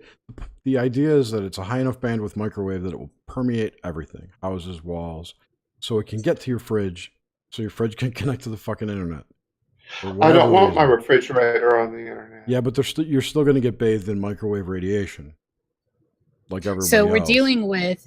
So it's kind of like That's one aspect. It's a phasing out of organic tissue. I mean, it's really super damaging to our organs, Yes. and starting with our skin, our epidermis. It's extremely damaging, and then it's going to affect the way your brain puts out, your neural output and your pathways and all this stuff. It's Some areas of the spectrum coincide with the frequency of voice-to-skull technology. It was like it's totally connected to voice skull technology. Yeah, Voice to skull. that's the other thing too. It's like they That's opened up. just freaky. Well, that's where it started. They were using that initially, of course, in that field. Did we just have a big dropout? No, just Graham and Failed, but Failed keeps dropping in and out. No, I keep getting fucking phone calls. I'm here. Sorry, dude. No problem. Sorry with the swearing. Sorry. I still don't understand why the hell it would benefit me to have my fucking refrigerator on the internet. Not just your fridge, your washer, your dryer. Your fridge could tell the. What do I want my appliances on the damned internet for? Your TV, girl, your smart glasses, your Google glasses, your don't. contact lenses. It's a big ruse to get people to give up like all their privacy. No. They'll tell you that it's gonna maximize your efficiency and make your life so much better. But in reality, they're just taking stock of everything you say and do and hear and see. And repackage it and sell it to the highest bidder. It's all about information. Every time they sell me something that's supposed to make my life so much easier, it's just another goddamn hassle. And it takes I longer. agree. I am so Victorian in as far as like where I've come with tech. I used to be so on top of everything, and now the further into this life I get, the more I enjoy things of the Victorian era, like gadgets that are I'm appreciating hand work, kitchen gadgets that aren't electrical. How about Babbage calculator? That was Victorian. Yeah, totally. Oh, I The love the difference Victorian engine. period. Oh my goodness. Did you ever read But that book? Sorry. So it's just it's to the point where you can't buy modern things for your house that aren't already connected, that aren't digital. All the washers, everything, all these gadgets have a digital aspect. But you don't have to connect them. They are connected. Listen, I had to buy a new TV not too long ago, and I'll bet you the first 15 minutes after I turn that on, I'm setting up passwords and all this shit, and it wouldn't let me watch the television until I did all of that stuff. And I'm thinking, why do I have to put a password into my TV? I bet if you read the agreement, you probably don't even own the TV. No, I probably don't. You're probably right. But I skipped through the agreement. And I thought, why do I have to read an agreement to watch this TV I just bought? Last week, I bought a new car. And I'm at the dealership, and I'm just wanting to drive the damn car home. Yep. And I had to sit there with the sales guy for a good 45 minutes hooking up a 3G hotspot and putting the password in that. And hooking up a OnStar thing and setting up accounts. You shouldn't do that, for one, and for two, you don't have to. You can opt out. I didn't do that when I bought my car. Did you guys ever watch the documentary about the user agreements? No, what's the name of it, Phil? I have to find it again, but I watched it, and it was about a 45-minute showing how the user agreements change without you being aware of it. And if you don't read through the 250,000 page user agreement and they come after you, you agreed to it. And the thing is that all of this technology, all of the software, the hardware, everything, you have to accept the user agreement in order to use it. Right. And they have shit in there that you wouldn't believe. And that's what they went through with this documentary. It was amazing. I was just like, I don't want to say yes to this shit anymore, but you have to. And as soon as you say yes, they're entitled to do whatever they want. This is my problem Windows currently 10. with student loans. They just keep wanting to do, Nelnet just went through this whole revamping process where you used to be able to go through and find options that work for you. And there wasn't this big legal step through everything, maybe at the end, but now each little step they're making you go through e-signing. It feels like a web, and so I keep trying to communicate by voice to a human, and I'm getting nowhere. So it's they're literally leaving no choice as far as, and in context to student loans, no choice but to wrap you up even tighter legally. Mm-hmm. That's all it is the how change the wording so that they trip you up and you agree to something you didn't want to agree to. Well, you can't even move forward without Oh, yeah, agreeing, though. Exactly. That's the worst thing, is that what if I don't want to say yes to you taking the metadata from my web browser? Right. What if I don't agree with that one clause? I agree with everything else. I just don't want you to take the metadata. Well, I can't use it at all. Right. And there's no other option. There's no other, okay, let's work with you and make a user agreement. It's one page. You say yes or you don't use it. And that's so terrible. And what does everybody do? Most I'm people saying click like through. Yeah. 99% will Yeah. just scroll through to the appropriate spot where it'll say accept, and they accept no matter what it is. Well, I've done that a lot myself, except for with the student loans now. I mean, I will read agreements, but the student loans, especially having dealt with this in the past, the first time I paid them off was, I know how nasty they get. So, Jerry, those are evil. I know how nasty they get. And so this time now they're really ensnaring people. They're not leaving any loopholes for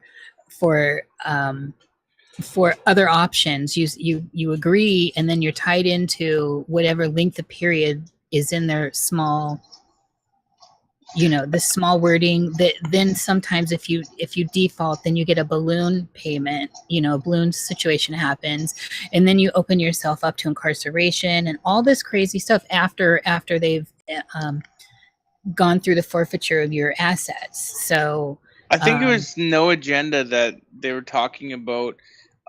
Student loans are the only thing that's propping up the U.S. economy from failing right now. It's, well, you can't even bankruptcy out of them. I mean, it is literally a shackle. They are shackles. Yeah. No, but it's the only thing that is keep like the how do you say that? The interest that they're getting off the student loans and the writing of new student loans is the only thing that's really keeping money in the system right now. Yeah, well, it makes sense. And it does appear that they're just letting they're waiving all this. And you're seeing all these people that just can't even get by at 8th grade level in college now, which is insane. And it's a lot. How much is it? It's like, I don't even know, because I didn't go to college or university. I went right into the oil patch. Well, the first time, 30,000 a year at least. No, 30? mine was 150, and the first time I went, it was 30,000.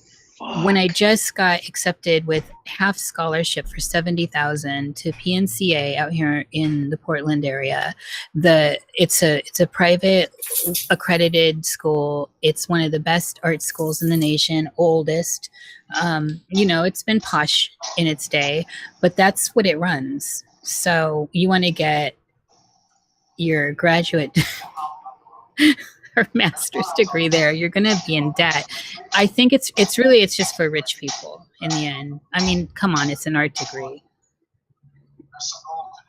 Yeah, 150,000 for somebody to teach you how to paint or teach you how to take photography. It's more than that. I know. The process is worth it.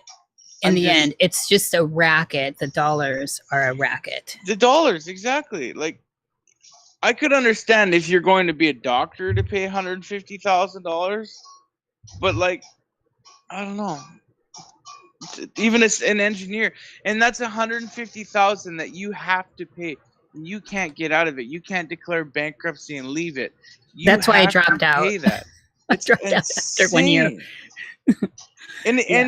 And what's the push when you're in high school, or what's the push? What are you going to college for? That's all they talk about. Up Well, here was I the love same the way. They were just like, experience of being with people. I get more. I like the synergy of being with other artists and doing stuff. It's great fun, and it's there's that whole process. It's the bureaucracy that that drags you down, and then now the bureaucracy with these thicker chains through the financial aspect, the financial slavery of it, that is turning it into a more sinister aspect than what it once was, especially in the arts. And you look at it, even the teachers aren't even making that much money. It's the people that sit on the boards of these universities and the what do you call it? The higher ups. The adjunct professors are making nothing. A lot of them have 3 jobs. It's insane. It's and so insane. you wonder, like, where is all the money going? It's going to the directors and all those people that are driving. Like, it's funny, you go to a high school, right, and you look in the parking lot and you see like run down pieces of crap that the teachers are driving because they don't make a whole lot of money. But then you go to the district that runs all the schools and there's freaking Audis and Audis and Porsches and all the higher end cars. And it's like, well, that's where all the money's going, is to the people running the bureaucracy of education.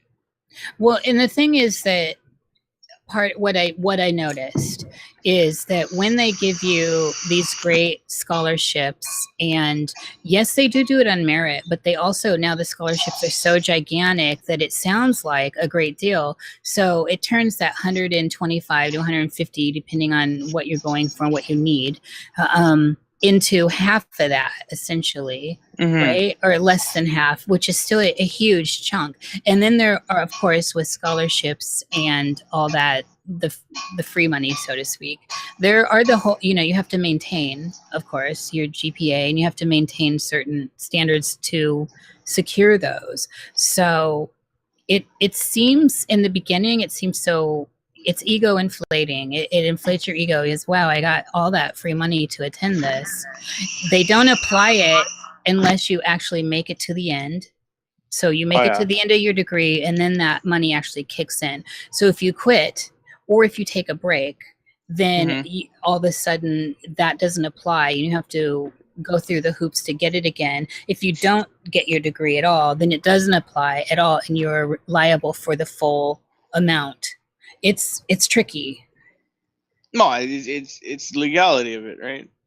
Well, it's yeah. I mean, this is the legal world we live in, the legal trap of it all.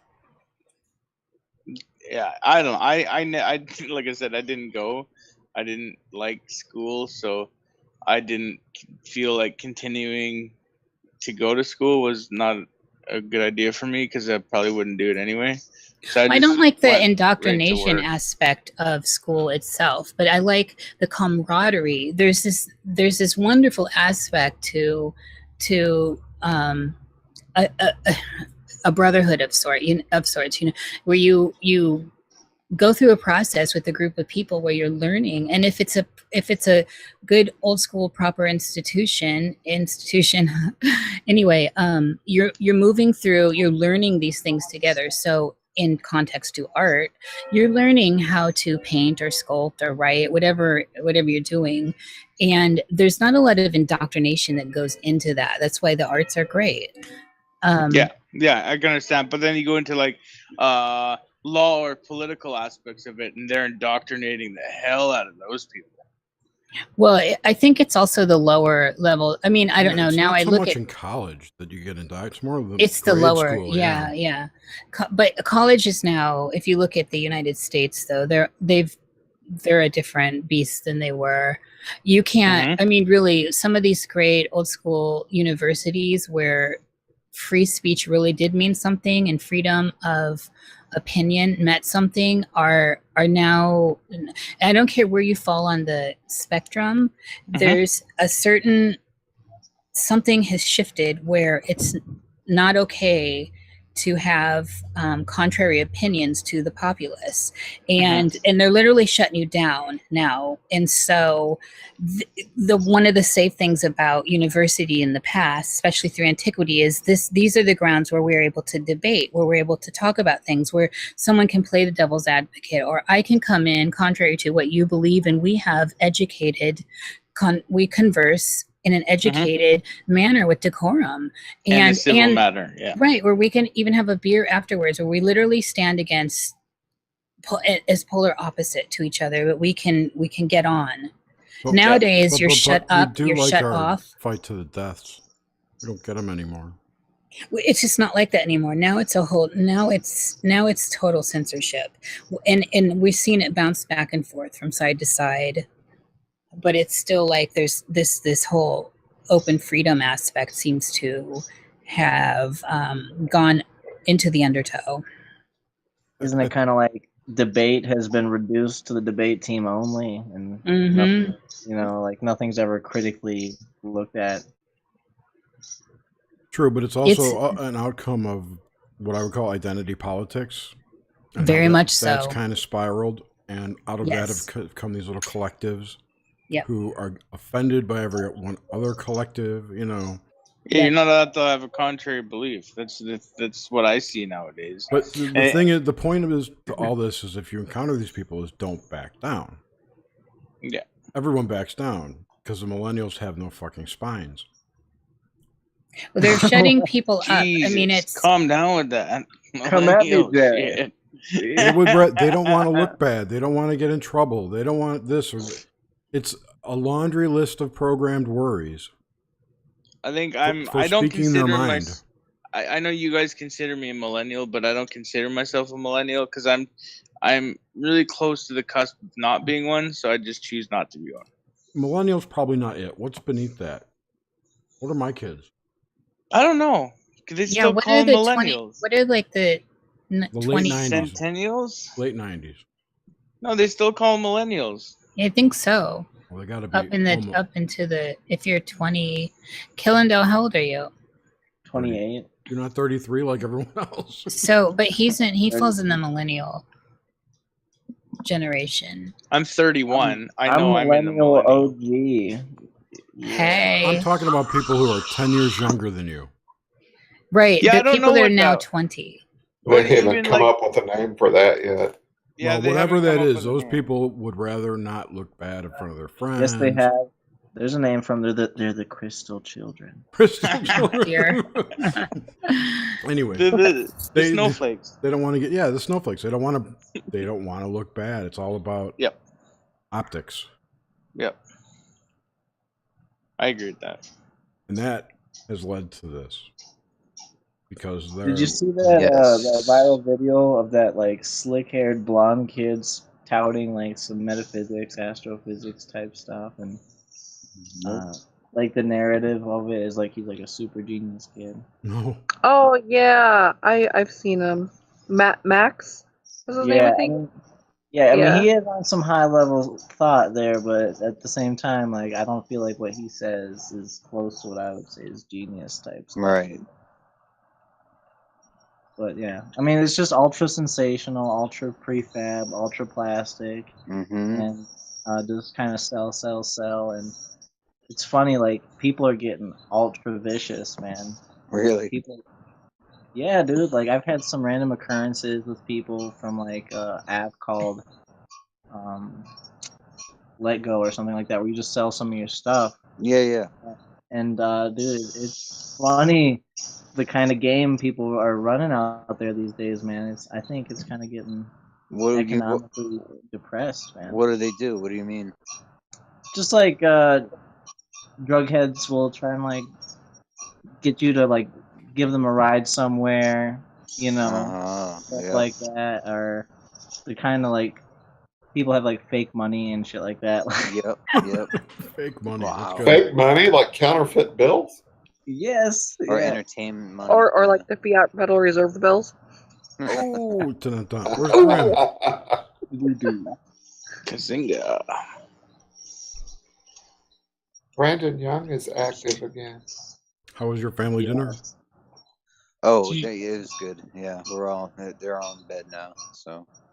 Did you guys hear? Okay, sorry, go ahead. No, I was just gonna cheese and ask him if JFK was at the table. Could be. I hear something like a blacksmith shop. Those are Bengals. Sorry, yeah, that's me. Yeah. You're playing with your I'll Bengals? turn it. It's not me. I've been muted. I know. I'm teasing. Okay, there. Better? Good. Okay. That's wonderful. What's that drug for heroin addicts? Methadone. No, the other one. Narcan. Narcan, Suboxone. Narcan is for heroin addicts. So, just talking about what you were talking about there, these guys now are taking heroic doses of heroin and overdosing, and they call them Narcan parties. So they go and steal Narcan from, they're stealing Narcan from hospitals and ambulances, and then they're taking heroic doses of heroin, and then one guy is sober, and he hits them all up with Narcan when they look like they're flipping out, and then they come back. Wow, that's fucked up. What? Oh Isn't my that god. ridiculous? Why are they flipping out? Because they're overdosing on They took heroin. too much heroin. So Narcan, so they purposely counteracts it. overdose? They're purposely overdosing and having a backup of Narcan so Nothing that they heroic can. about that. That's like social Darwinism. It's ridiculous, and they're even going into like malls and stuff and overdosing because then they know once they start overdosing, the ambulance is going to be there with Narcan. So what's the point? Like just to get high on both of them? It's a better high.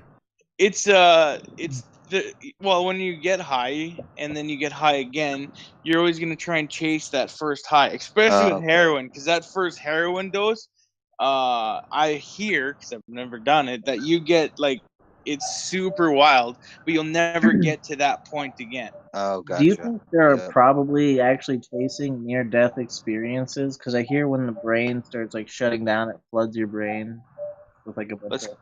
Kind of what heroin does is that it shuts you down to a point where your brain goes retarded, and that's what the chemical induced brain is you're experiencing.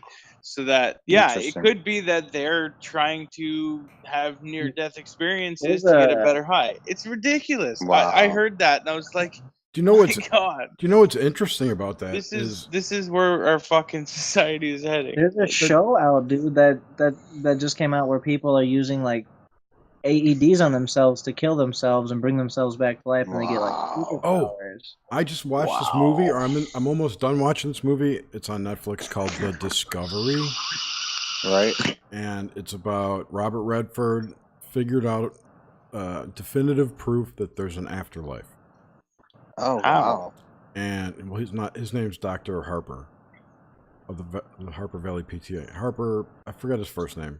Dr. Harper, yada yada yada. It's 2-year anniversary, and there have been, I think, 4 million suicides since the discovery. And they asked him if he felt responsible. He's like, "No, why should I?" Nice. Which was Dude, you find some Netflix gems, Jerry. Someone actually recommended that to me. Was it good? I haven't Or finished. is it good? I'm still watching it. That's saying a lot. If I Okay, if I get past a movie, Sorry, Jerry.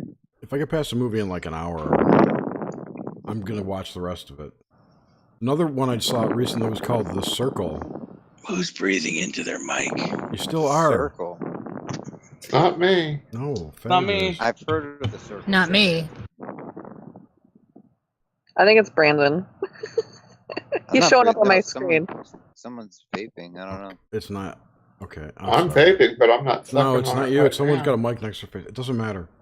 The Circle is about a company like. I think I had Apple in my head, but it's more like Google, like a company that does everything. And they've got this charismatic. Oh yeah, Emma Watson. Is Emma in it. Watson's in it. and Tom she's- Hanks. Yeah, Tom Hanks is like the Steve Jobs or the Sergey, you know. And they have, it's kind of a tale about privacy and how much is invaded when you allow it a little by little, you know, and just Right. they live on a campus, you know, and they all have little ratings, and they're all encouraged to be in the social media aspects of the company, which are private to the company, but are all monitored by higher level group. It's really intricate. Yeah, you haven't seen Black Mirror yet, have you? Yeah, I saw a few episodes in the first okay. season. I saw the pig fucker one. That was pretty disturbing. Yeah. And That's the The third season is where it's at. I think the it got second better over one, time. I found 2 other ones that were really interesting last year. One was called Dimension 404. Oh yeah, that was good. Yeah. It's on Hulu. It's only got 6 episodes. And another one was called shit, I don't remember. Oh, Legion. It was a DC. Legion. Yep. What's X-Men? It was Marvel. It's a Marvel comic. Like Legion is genius. Did you see the show? Yeah, I watched the whole thing. Oh, great great. music and I all that. wanted to go through each episode and just mark all the interesting correlations to some of the alternative stories that are going around. Oh, totally. Yeah. You know, It plugs right in. It does, and it came out at the time when I was starting to get around to the parasitic mind virus idea. You know, and then this comes out and it's got a parasitic mind entity, you know, which I would say the Catholics would call it demonic possession or something. Which is so creepy, by the way. They did it so creepy. And he's, you know, the whole origin story of Legion is that he it's just interesting. He's Professor X's son. He's you know, isn't the Speedy kid his too? No, that's Wolverine's kid. Or no, it's Magneto's kid. Yeah, Magneto. Yeah. It's Magneto and that blonde chick from the boat. I don't know, but she's cute. No. So the Legion guy, the main character in Legion, is Professor X's son. Yeah. Right. Oh, see, I don't know. I don't know all these dots. It's That's not. It's genius. not in the show, and they don't tell you that for a reason. Yeah. I mean, but there is a shot of him going down a hall in a wheelchair for fun, though. Yes. And that's kind of a shout out for people who know. And like, it's really interesting. Like, if you read, you know, or just watch a video on his origins and what his abilities are, he's one of the most powerful mutants out there. You know, like the most, I thought. Yeah. He seems to. I mean, I would put him in that range. What's his power? Yeah, I don't know what his power is. He controls everything. He can control time, control space, matter. He can make anything happen. Magic, basically. He's magic. Yeah. He's magical. I think the really cool thing about that show was the whole thing about Oscar or Walter or whatever his name was, the Jeremy, what's his face from? Oh. You know what I'm talking about. Flight of the Conchords dude. Is yeah. The dead husband of the. Oh yeah, he's in the cube. I forget the his ice name. cube I'm thing. gonna call. Well, he's trapped in astral. Right, he's trapped in astral, but he's created that like icy. Yeah, to slow time down or whatever he said. Like chrysalis or something. Yeah, it's a giant ice cube because he was like in the 60s, 50s, you know, star pop. Oh, that's Enoch, cool. Yeah. Enoch Light Orchestra type of music. It's just so brilliant.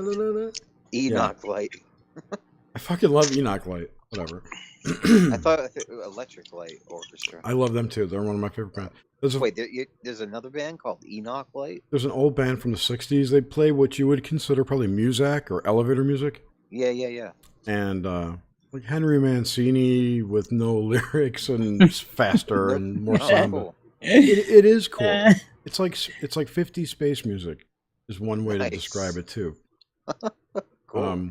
Yeah, it's good background music. They have some like they have versions that are samba-y or Latin-ish. I don't know how to really describe it, but it's an orchestral Latinized version of popular music. Damn. Wow, cool. Sounds good. Yeah. Of the 50s, though. Of the Not 50s. now. They're an old band. I mean, this is an old orchestra. Back when you Singing could... like Fats Domino and... No, it's like, I think they were like 60s and in the early 70s or late 50s. I don't really know their time, but... Herb Albert period. Maybe some Elvis. It's funny, though, now look back on the name Enoch Light. Yeah. Right. Oh, man. And it's ELO. Uh-huh. Just like ELO, which I love ELO. They're one of the Ooh, Strange Magic, baby. Shangri-La. I Mhm. saw the Out of the Blue tour in Chicago in like 79, No 80, whenever it way. came out. Yeah, with the whole the saucer stage. They had a white. Yep. The Yeah, this. spaceship comes down and everything. Yeah. That was awesome. Danny Harrison, George Harrison, obviously worked with Zeppelin, was a big fan and everything. And Danny Harrison inducted his son Danny inducted ELO into the Hall of Fame, Rock and Roll Hall of Fame. And he tells That the was a story- great speech. Yeah, and he tells the story about how you know, his dad was like, "Oh, we're gonna go see Electric Light Orchestra," and how it was just like the most amazing concert he had ever seen, and all it changed his life. Yeah, and he said the spaceship and everything. He thought that like Jeff Lynne was like a space god or something like that. You know? He's Anunnaki. He's a Nephilim. Yeah, That's what he exactly. is. He's 6'8". Is he really? No, I don't know. But he's Oh. hairy. He's hairy like a Bigfoot. Yeah, he always wears that hat and those glasses too. So that Out of the Blue concert was my favorite concert of all time until 2007, when I saw An Evening with Roger Waters, The Dark Side of the Moon. I'm so jelly. My friend in saw the Las Vegas MGM amphitheater thing, whatever. They're wherever the basketball players play. 11th row center seats. It was awesome. Wow. Now, does he do the whole like laser show thing too? Yep, lasers, pigs flying around. There were pig floats everywhere. It was awesome. Yeah. Yeah. I have pictures somewhere, but it was shitty, like Windows Phone pictures. Yeah, that guy's a legit genius too. Like a lot of Yeah. people think that Pink Floyd was just like Sid Barrett and No way. and then but nah, man. And David Gilmour, man, one of the best guitarists, like underrated guitarists. I Still think is. He's still great. is, man. Yeah. His son actually, I think, played. I don't remember if he played guitar or drums in the Roger Waters show I saw. Oh, okay. I don't know. They even had singers that sounded just like the women who sung the backup vocals on Dark Side of the Moon. Mm-hmm. You know, I mean, they played it. The first half was a mix of some Floyd music from The Wall and some, I think, one or two of his own songs. Mm-hmm. And they had intermission for 20 minutes, and then they played basically what equates to Dark Side of the Moon cover to cover, nonstop. Yeah, that's what I heard. Yeah, Yeah. that's what my friend. Yeah, that's And awesome. It was like it was the album on a giant loudspeaker. Right, right. It With was a that- laser show. It was that good, yeah. Like, I can't believe the sound so much. I was expecting to be disappointed, Really? Yeah. but it was fantastic. You know, and it was free. I didn't have to pay for tickets. No way. Awesome. I had done some work, some computer work for a ticket broker in town, and he owed me money. And I said, "Hey, can you get me some tickets for this?" Worked Oh, out. good deal. Yes, indeed. Jerry's connected. Not anymore. Jerry used to be connected. Yeah. Yeah. But I haven't burned any bridges. That's key. Yep. That's a big deal. Jerry is the top member of the Stonehenge community. Ooh. What's that? It's the Simpson version of the Mason. Oh yeah, right. Oh, Stone- Stonehenge. It's just, I thought it was stone cutters. Yeah, Stonecutters, yeah. Oh shit, dude. Oh man. Kill, take another hit. All right. Dude, toke up. All right. Where did I Grim go? do Did he that. go to sleep? Little baby butcher boy. Yeah, Grim left a while ago. I know, but I just now got a chance to bitch. Alright. About Grim? Yeah. He always Why, sneaks- is- he and all- skulks and all his off. love. He skulks off. Yeah. He does that in his closet after he leaves. He skulks off. Oh no, squanches. He squanches. Have you guys watched the He new Rick and squanches? Morty's? Have you watched the new Rick and No. Morty at all? I saw a really good YouTube clip about it was Pickle BJ. Rick? No, yeah, Pickle Rick meat suit. BG Kumbi, who went up, who pretended to be an Antifa guy, and actually got on like Fox News and trolled them as an anti. Anyway, Oh, that's awesome. yeah, I love he's trolls. funny kid, but he did a whole video on how Rick and Morty is actually really dumb and You know how it's just lazy writing and stuff like that, and like there's a couple good points, but I still like the show. But it's also based. I didn't realize this, that it's basically Rick and it's Roiland Doc, and Doc and Marty. right. You know. Yep. And it was there's a video that came out the other day. It was a I guess my mouth. It was a 4-minute interview with Justin Roiland about the origins of Rick and Morty. Oh, really? It's on the Adult Swim channel. Yeah. Who made Rick and Morty? These two guys who made Adventure Time. Oh, they did Adventure Time too? Yeah. Oh, there's some really dark stuff in Adventure Time. Yeah. Corners of Rooms is Peppermint Butler, man. Oh. I've never seen the show, to be honest. Oh, dude, he's up to no good. That guy. He has. Rick and Morty is not undark either. I mean, one episode is called Needful Things or something like that. Oh. And the story is that Summer got a job at this new store called Needful Things in town, and it's run by this nice man named Mr. Needful. And Rick shows up one day to check it out and notices that this guy's basically the devil, and he's giving away cursed items that give people a power but then take away their ability to use it. That sounds like the Stephen King novel. Yeah, no, Right, but so he gives Rick this microscope that will explain to him how anything works, right? So Rick takes it home and he figures out how it's cursed and uses the microscope. He basically disables the hack. Nice. Uses the microscope to see how to take curses off of things. Oh, cool. And develops a methodology, and then opens a business right across the street from this place called Curse Purge Plus. That's awesome. That's seriously excellent. New episode? No, this is like first season. I thought. Okay, I was gonna say, oh my god, I've seen that season. I've seen that episode before, and I thought you said it was news, and I'm like, what? No. It's not new. And then, but Rick and Morty is like awesome. And then the devil kills himself. Tries to kill himself. Okay, that's not dark. No, the devil feels so vanquished, he's going to kill himself. That's dark.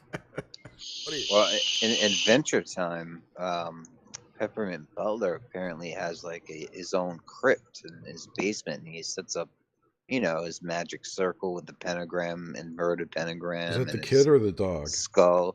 He's the Peppermint Butler. He's the butler. He's I don't know. He looks like a peppermint candy. Okay. But in a butler suit, and he's super dark, and he opens up portals in corners of rooms and things, and they go through hell and all that. So I mean, who writes this? And if they do write it, are they experiences or are they just ideas? Well, they get it from the one of the writers, because I knew it from Adventure Time, because John Rasmus, who we just did the Blue Avian video with, me, CW Chanter, and John. And Corey Good. Yeah, he's in there. It's funny. You guys talked to Corey Good? No, they cut him into his film. No, they cut him. Okay. So, anyway, but it's funny. It's a great. John did an awesome job. But yeah, Adventure Time. So anyway, what was it? Where was I on that? Whatever. The Peppermint Butler was dark and creepy. Yeah, and he opens up portals. They go through hell. Da da da da da. But I forgot my train of thought on that.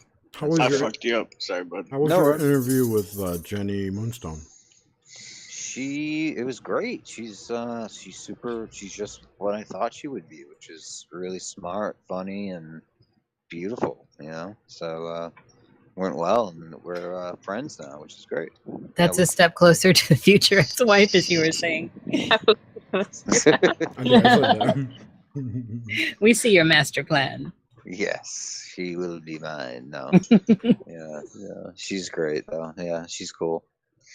She's cool. But we did do a, she's not afraid to speak her mind. That's one thing I love about her, and she's really, and she's spot on with, a lot of stuff. and she's very talented, but she's also down to earth at the same time, and very cool. So it's a really nice balance she has going on. And we did bring up Corey Gooden and the Spear Being Alliance and that on the interview, just a very brief part, you know. And I was like, "What do you think about all that?" And we, you know, talked about it, and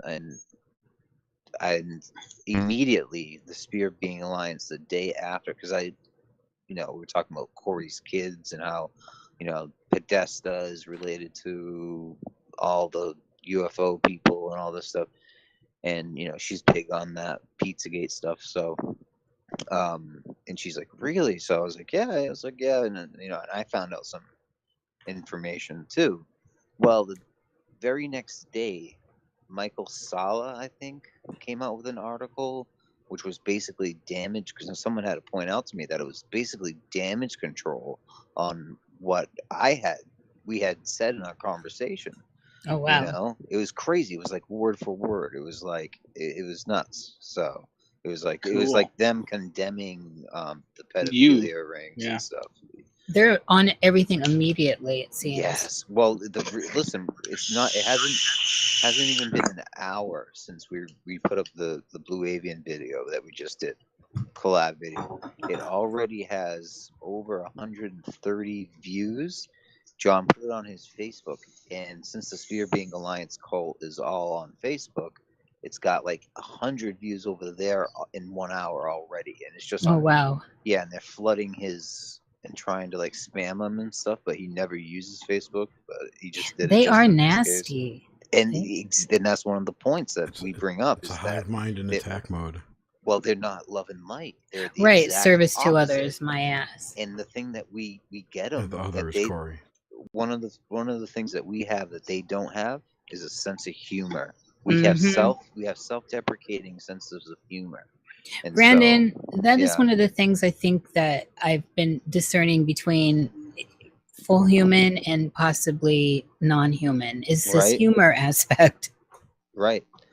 Or definitely something like a cult. I think it's definitely a marker of a cult. Like, oh no, the leader isn't to be mocked. You know what I mean? Like, and so it's very weird. Like, there's no real sense of humor coming out of there. Like, it's either attack somebody really bad and like threaten them, like they said, like they did to Dark Journalists, and I think to me a little bit, because How about Yvonne? they said Boston.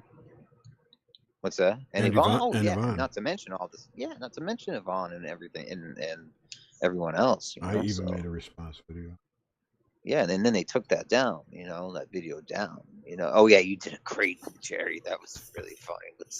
And that music you played over was perfect too. You know. And they're see, I didn't know, like, Sabrina and Sterling, right? I thought, like, are they lovers? Are they sisters? Are they mother and daughter? Like, That's what I thought. Mother and daughter. That was my guess. Oh, okay. They seem a little close. I don't know.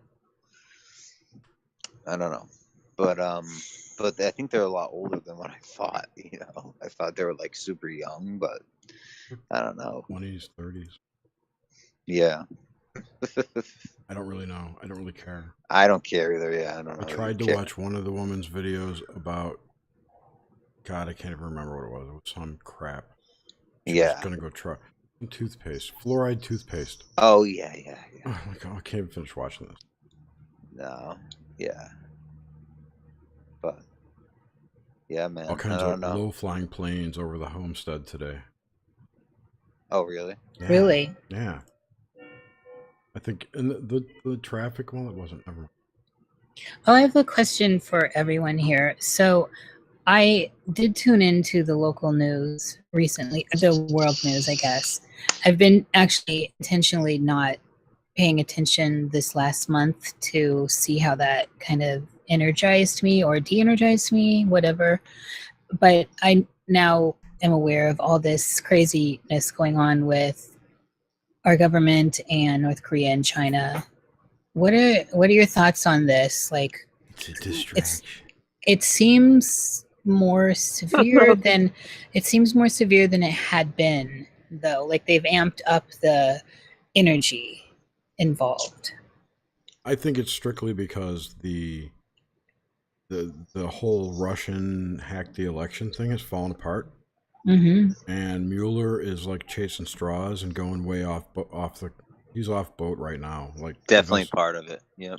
I think that the North Korea thing is scary and attracts more attention away from the Russian investigation, and that can slowly die and people will forget about it. That's right.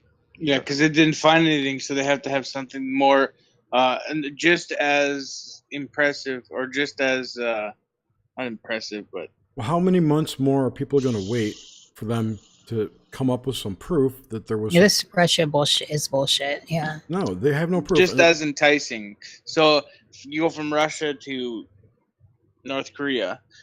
Yeah, the reason why North Korea and China have this pact is because if North Korea was ever taken out, China would get a flood of immigrants from North Korea that they would have to feed and help out, and they can't afford it. So it's easier to just keep the problem in North Korea. North Korea wants nuclear missiles because that will keep Kim Jong-il and they'll keep Kim in power, because as long as Kim has a nuke, nobody will touch him because he'll just blow South Korea to pieces. Don't you think if he was really a threat, he would have an accident? No, because he has on the border from North Korea and South Korea, he has missiles right now that will destroy South Korea. Not nuclear, but allegedly enough that it'll kill a large part of the population.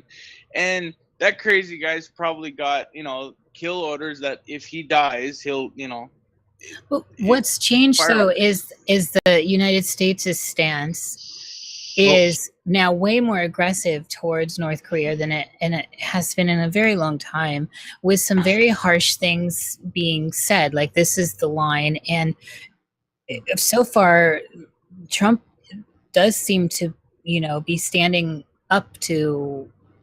He seems to not be afraid to pull a trigger, from my observation, at least. They claim, I read something that said they were going to bomb Guam.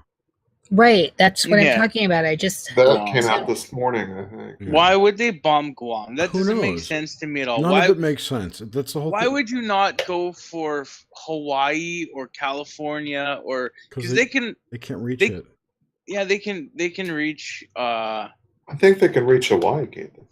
They can yes, reach Hawaii. And Hawaii is sending out all those it's Put it they're this kind way. of in a state of emergency right now. It's never going to happen. Okay, It's fear nonsense. porn. Yes, and it's fear porn. My But view what's the is point of it right now? What is the bigger get picture here? To get everybody to stop thinking about the Russia-Trump collusion. And I think that Trump is amping up the North Korea rhetoric because he's so sick and tired of the Russian-Trump thing that he's trolling the media into focusing on North Korea now instead of Russia, because he's so sick of there's nothing there. Stop. Okay, they're not stopping. North Korea, we're gonna bomb you. Here's the line. Don't cross. But that seems too Everybody's talking obvious. Can I add one more thing here? That seems too obvious. Is all I want to add. But the obvious, the most obvious is sometimes the most accurate.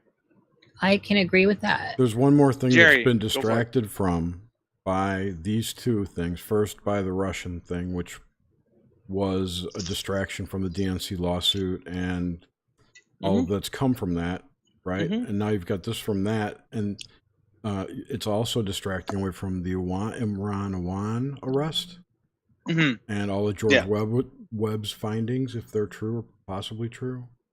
About That guy was hard to follow. What about fear? What about the fear? What would be the purpose to scare everybody right now? Because if it's scary, you'll watch it more than listening to police drama. Yes. Would you watch a scary show or thriller or? Isn't it possible that all of this stuff is just come up with by script writers in order to get people to tune into this and sell advertising? Yes, I was going to say. And the plot line for Russia has played itself out, and people didn't watch it very much. And their ratings are down. So now what what can we do next? How about a nuclear war possibility? That'll get it. Right, but we're never going to go to nuclear. There's never going to be nuclear war because whoever shoots first will be completely annihilated, and vice versa. I mean, it'll be a clusterfuck. Mutually assured destruction. If even nukes exist. Well, I think they exist because You the amount of believe they the amount of uranium and uranium particles we have in our bodies now because of all the testing done back then. How do you know it There's came something from to that? it. You don't know where it came Jerry, from. What? Jerry, I can definitely say nuclear power exists, man. I sat behind a carrier, an aircraft carrier on a ship when I was in the Navy, and that thing only took on fuel for those jets, man. And how does it work? Is it a fusion or fission engine? It's always I don't really splitting know. the atom. But I also feel like it is real too. When I lived in New Mexico, my boyfriend was a Los Alamos dude, and there was something that always rung true to me about.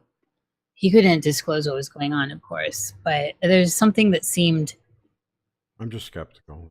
real about it to me. But it's good to be skeptical. It just seems like this boogeyman and thing that's always out there that's going to wipe us out if we go this far.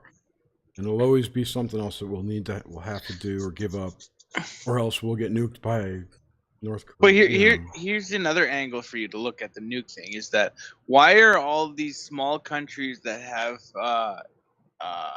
really bad, corrupt regimes that they're like pretty much they're dictators and they're striving for the nuclear power? Why is that? If nukes aren't real, then why are they striving for it? Because what if North Korea? What if behind the scenes all these countries were really getting along? Which I often but in entertain order that. to drive the economy a certain way, according to their plans or devices or whatever designs, they agreed to release this Create the to drama. media. This is the drama we're going to release to the press, which we own.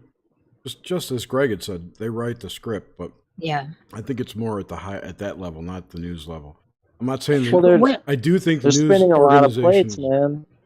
They're spinning a lot of plates, and so they're alternating. They probably have they got a pitch and a plan for everything. A reason to start something at this time and then come away from it. No, okay. If that were true, what if it was only between Putin, Kim Jong or whatever, and Trump? Just those. Kim Jong Un, and like they wouldn't let Netanyahu. Kim Jong Yum Yum. Xi Jinping's in there. Everyone's in there except like Netanyahu and maybe Assad because he's in the corner this month or something. Whatever. But it's just they're the only people who know. So they make these decisions, but they know it's only them playing this script out. This play. Let's make this 4 years really exciting. What if there's what if there really is a mass awakening happening and this is part of a greater dance or a distraction to get them to Where's stop Nomad when you waking need up? him? This is the one thought I've been having lately is that are we watching an expression of what humanity is going through mentally right now?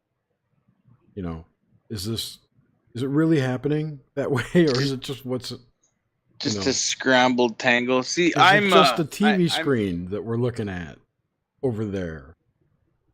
Right. I'm an oil man, so I kind of look at everything differently. I think that they're trying to they've tried Saudi Arabia, not Saudi Arabia. They tried Syria, nothing sparked there. Now they're gonna try North Korea to try and spark something. They need a war to get their number one commodity to rise in price so that their economies function for another 10 years. Because we're at the slump right now. And it comes in 10-year cycles with that oil price. And that oil price needs a war to get back up to where it was. And once it gets back up to where it was, then they can all claim that, hey, we fixed the economy. But all it really is they need a war machine to burn fuel. and that war machine is idle right now. That's why You know we're in what? such mass hysteria. You might be dead on it for another reason too, man. Because if alternative technologies do exist, like water engines or anti-gravitic machines, which Like could be Tesla told replicated, us about 100 years ago. yeah, which probably are known about and held somewhere by people who know things and people who have Oh, things. 100%. I know that for a fact, that they hold patents to incredible inventions that require zero energy and make enough energy to last you a lifetime. I Check out- know that for a fact. Check There's out no the, doubt in my mind that they have that technology, that batteries that they can put in cars that would make that car drive a week and not a day. That's what the distraction efforts then from is just real solutions that would completely go around objects of war, and But that's our humanity creates. We're a creative humanity, right? So we're always creating the bigger and the better and the bigger and the better, but that's all being bought out and hidden from us right now because the elites who control everything have decided that we need to burn oil as much as we can to milk the proverbial cow as hard as we can until we have no choice. And then I guarantee You're fading out. Oh, I'm fading out. How about now? You're good now. I guarantee you that as soon as oil is gone, they'll say we can run everything on water, and then nobody will even question it. They'll just start switching everything to water. What if the fact? There's what if it's never going to be gone? And I don't think it will, because I have this theory that oil is not a fossil fuel. The reason why they called it a fossil fuel was to make it sound like it's a scarcity. Right. I always felt like it was the blood of Gaia, like the blood of the earth. How about Me too. what At one if, point, yeah. You know what I think it is? Have you guys ever heard What? of? Have you heard of the black goo stuff? Those The sentient Yes, goo. I just saw Sentient that goo. yesterday. Oh my So- goodness. So black goo is allegedly this programmable matter. It's not necessarily good or bad. It just is. And I've always thought that petroleum is our. Let's say that one's not from here, the one that people talk about, but petroleum is our realm's black goo. It's like you said, like the lifeblood or the endocrine system or the energetic expression here. of It could be, because right now we're using it to make almost everything you see and touch. Yeah. We have been for a long time, yeah. Every plastic road, you name it, it's Ooh, got Bakelite, some honey. sort of petroleum in there. So in a way, we have spread the life of the realm throughout it pretty evenly. But here, like, the I've question also is, heard a theory that were we supposed to?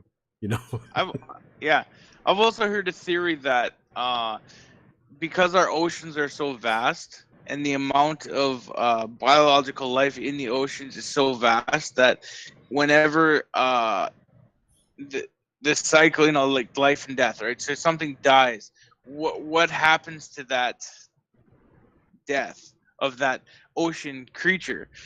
I think there was a Russian scientist that he theorized that the oil that we are producing is not millions of years old, but decayed life matter from the ocean that has fallen to the ocean floor and forced Compressed, underneath.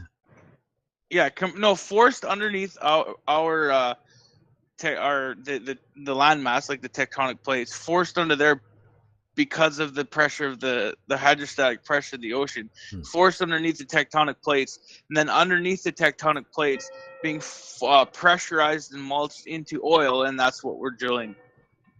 And it's that just makes a sense, big too. renewable engine. It's Yeah. a big renewable engine, but the reason why they call it fossil fuels is to create scarcity, so that we think that it's gonna run out someday. So there's always gonna. But imagine if they figured out that oil is a renewable resource. How much would it change our lives? It wouldn't. Just think about that. Yes, it would, because then But if it's a renewable resource, then it's everywhere and it's all around us, and the price would drop instantly. But it's still It would just destroy the economy that we know today into something new. Well, because then everything is renewable. But I'm just saying, like, for now, the paradigm that we live in would change drastically if oil was a renewable resource. maybe.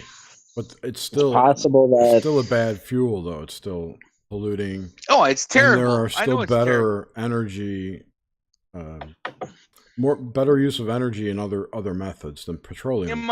The amount of fuel I burn to bring you guys the fuel that you use is astronomical. I burn 300 liters of diesel a day to bring you 100,000 gallons.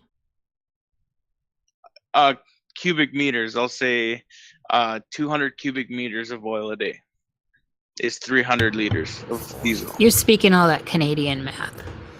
Yeah, I was just gonna say, can you translate that? We need to Americanized. I'm a little bit inebriated, so my Canadian will have to. Cubic you liter guys would can be- fucking you guys can Google that shit. How much does Google oil is weigh? Your friend. Oil How much is does a cubic meter weigh? 700 kilograms is 1 cubic meter. And how many pounds is that? But 1100, 1200, no. 1,543. Yeah, 1,543 pounds of oil. 75% of a ton. How much is a gallon of gas? Yes, Do for you- everybody do that's you watching, haul- I'm Canadian. Do you haul sweet leg crude or what? I haul heavy crude, actually. Yeah, it's not sweet. Or sweet heavy crude oil.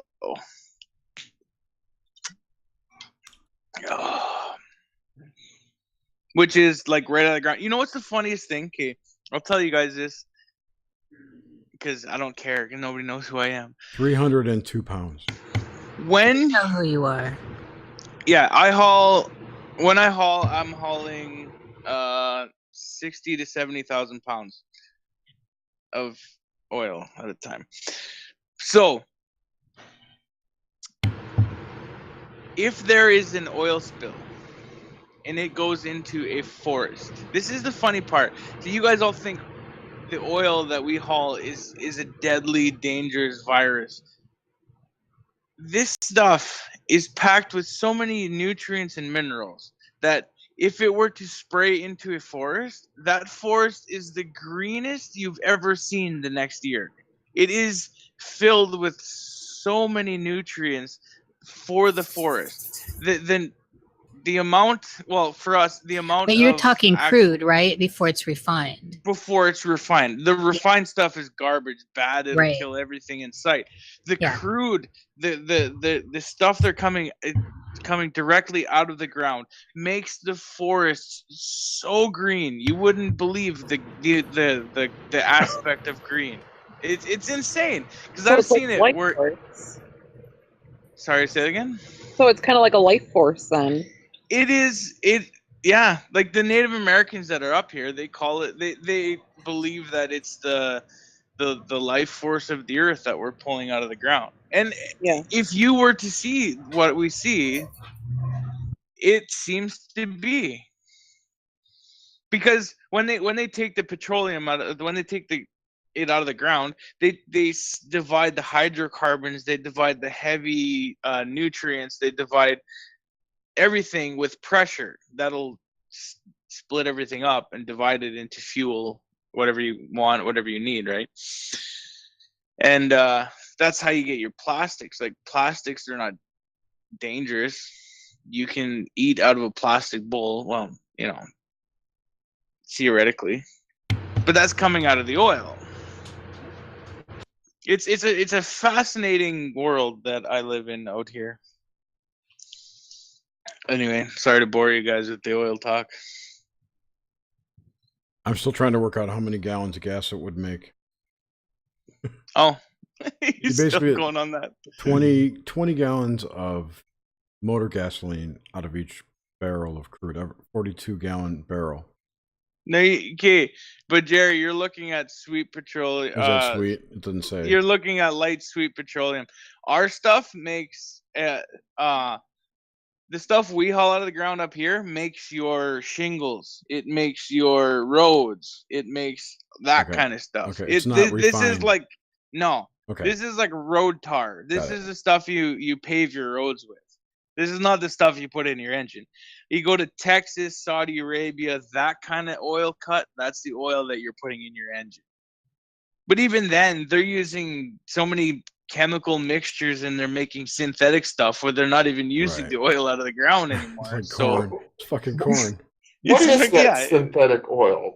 It's corn based. It's nothing. Yeah, it's chemicals derived from natural and chemical compounds. Is all So it is. It's not really oil that comes out of the ground. No, then? when it's synthetic, it's not oil that comes out of the ground. It's made in the lab.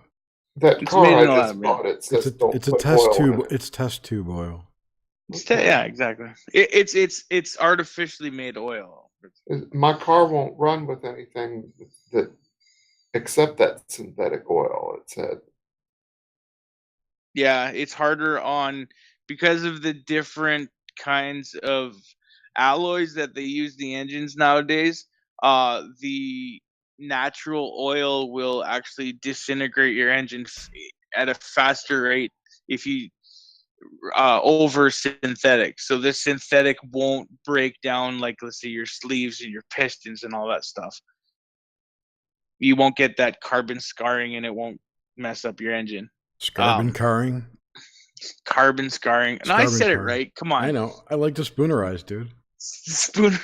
I thought I actually said it wrong. I've been a little bit on the juice tonight. I questioned it too. I'm like, wait, did he really say that? Did I say carbon carving? No, you said carbon scarring. But I questioned it when Jerry said it. Yeah. I'm like, wait, did I hear that wrong then? That's why you're synthetic. And then, yeah. That's mechanic engine oil talk. Use what they say to use. Your engine will last longer. Oh, that's what I figured. Yeah. Usually the manufacturer specifications are the best for your whatever you're. And they're usually the most expensive. Yeah. Oh yeah, for sure, guaranteed. Oh yeah, like a synthetic oil versus you're paying like double, almost triple for the synthetic. But Well, they told me all I have to do is take the car back over there, and they'll put it in there for free for the life of the car. well, then that's what you're going to do, sir, and you will make them eat their words. Nobody ever. What kind of car did you get, Reamce? It's a little Chevrolet Spark. Oh, cute. Yeah, it's real cute. Is it red? I think they're cute. It is red. It's Gangstalker red. Yep. Oh. I know that That's car. the half electric, half. No. Well, they made an electric one, but I didn't get the electric one because they didn't have any of them. Mine runs on gasoline. Oh hell no! I don't know how to drive one of those guys. I just assume because they always have the clever names for the electric, the Spark or the Volt or the. Well, there is an electric one, but I didn't get that. I got the kind that runs on gasoline, and oh, it's cute. Tiny little thing. Oh, it's so cute. I just loved it. It's a cute little They car. are sporty, You just yeah, want they're to cute. eat it all up. Yeah, well, that's why I bought it. It's like, oh, it's really cute, and it gets 45 miles to the gallon. So and it didn't cost very much, so I just went over there and wrote him a check and brought the car home. Cute little thing. Oh, it's cute. Fits in my garage nice too. Well, it's everything you ever wanted in a car. Then congratulations, sir, on your new car. Yeah, I need to buy a new vehicle. I carved out a space in the crap for my car. Do you keep a messy garage? No, I just have a lot of stuff in it. See here, I need a pickup truck. So I like to be driven. I'm gonna have to buy a gas guzzling $50,000 to $80,000 diesel pickup truck. It's required. They still make diesel engines that you can buy? Oh yeah. Oh yeah. Well, they're starting to do that with cars, but you hear that France and all the Euro countries want to get rid of the diesel engines now. But I think we had a car one time that required diesel fuel. I think maybe it was a Mercedes. Did they make a diesel car? Yes, Mercedes. Mine did. Mine was Yeah. diesel. Yeah. I know for a fact that Volkswagen had the diesel too. And actually, the diesel, if you have a diesel engine in a car, you're getting twice the fuel mileage as you would a gasoline engine. I've loved all my diesel. I like Benzes, so and I had a BMW that was diesel also, but it was imported. The best part about a diesel car, and they don't tell you this, is that you can put canola oil in your diesel engine, and it will. I know. It will run just the same. That's why all the modern hippies are on them failed. Yeah, it's compression, not spark, right? So it's just a matter of it being a kind of, because diesel is more of an oil than it is a fuel, because it doesn't vaporize. So all it works on is compression. So there was a couple of guys out here, they were going to all the restaurants and getting all of the canola oil that they were using to deep fry French fries with, all the extra used stuff, and they were sucking all that out and using it in their engines, like after filtering it, of course. But they were running out just here. as They good. will drop it off at your house. The restaurants will bring it to you, and they're running just as good, and you're paying like 10 cents a liter. You're not paying anything because it's free. But it will cost you to filter it, though, right? No, the people out here, I'm way up in the I guess urban homesteading scene. I don't know what to call it, but people I know personally are filtering it themselves, and it's just a hand cranking through. I don't know what the mechanism is. It's super easy. But if you didn't hand crank and you plugged it in, then it would be, a little bit of energy output. But the same is that you're not paying, like out here we pay $1 a liter, which is, I don't know what the conversion is. You guys can do that later. Situation again. $1 a liter. But yeah, that's what's super cool about those diesels. Yeah, diesel is amazing because you can actually even throw gasoline in there mixed with the diesel. It will be really bad for your engine while it's going through it. That doesn't sound good. But afterwards, your engine will come back to life eventually. Yeah, no, it's plus diesel engines last way longer too. That was another thing. All my cars were all vintage, so I like the old ones. And those engines are so solid. Amazing how the difference between a diesel engine. Because it just uses that, like I said, that compression rather than the spark, so you don't get a lot of complications with. That's why they're just starting to get good at 100,000 miles. Yeah, exactly. Well, the diesel engine in my semi truck. Okay, I have 1.9 million kilometers, which is 1.4 million miles. No way. On that engine. No, I can't buy that. That math has to be wrong. No, it's wrong. 1.4 million miles. Lord have mercy. Well, that's Canadian math. No, he said kilometers and then he said miles. What is the conversion? 2.2 miles per kilometer? No, 2.2 kilometers per mile. Sorry, so I'm wrong. I have almost 1 million miles on my engine. I'm like stunned by that. It almost seems unreal to me. But that's 1 million miles? Yeah. Yeah, that's normal for those engines. Like I know there's some guys around here, they were putting Canadian 400,000 kilometers or 4 million kilometers on their engines. Well, you have to rebuild it eventually. Well, who drives that much? My word. I put in 500, 600 kilometers a day, which is 250 miles a day for you guys. I'm averaging it. blowing through the math here like bad, but I I drive a don't lot think in I the day. drive 250 miles a month.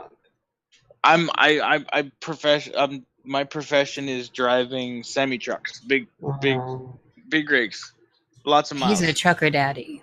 I'm a trucker. I'm your trucker daddy. You betcha. Do you have one of those trucks that has little flat in the back, little apartment situation? Oh yeah. I Yeah, love both of mine. those. I'm actually turned on by those. Oh, okay. No, the bunk. We call them the bunks. But don't they have? I've seen some that were. I've been a crazy girl when I was married. My husband would go road tripping, and at truck stops, like where we'd like rest areas and stuff. I would get obsessed when I first started seeing them. I'd have the nerve before I learned about lot lizards, like the hookers. I would have I didn't know this, and so I'd have the nerve to ask to see them. Like I wanted to see their little apartments in it, and this was a lesson well learned, hard learned actually. But they have some of them with the full apartment, like a fridge and little cabinets and the bed. Oh man, if you ever came out to my truck and wanted to ask me for the inside, I'd be like, "Yeah, come on in." Yeah, that it was an experience. Like I did get into several, but I didn't realize it until one guy. Yeah, I was actually working. The two trucks that I own have the bunk beds, so they have two beds in them. The fridge, the whatever, like else. a little You like can get the apartment almost. It's a very small apartment. Yeah. Do they have toilets in the truck? No. No. I thought I'd been in some that had like little porta potty thingies. They might. Some do. Some are. I mean, that's why they were fully contained. Some get really nasty and just punch a hole in the bunk and give her on the highway. It's yeah. Oh my god! Like a glory hole. Yeah, pretty much. Yeah, like an outhouse. Some get really Stick bad. your dick in and go. Yeah. Oh my goodness. But that's the highway guys because they live in their trucks. Right? I don't live in my truck. Well, those are the guys that actually need a porta potty then. Yeah, you kind of develop what's called the trucker's bladder, and you can go 12, 14 hours without stopping. And Oh but my when God. That's not good for your prostate. No, it's not good. But But we didn't know about that. But it does seem when bad. you stand up, you feel it right away. Yeah. Or if you're bottle picking, it's another. Yeah. Is that urinating? I think that's urinating in the bottle, right? Yeah. Bottle picking. That's I've done that. hilarious. So if you're ever picking bottles on the highway, Jerry doesn't like this kind of talk. No, I was This is doing other trucker stuff. talk.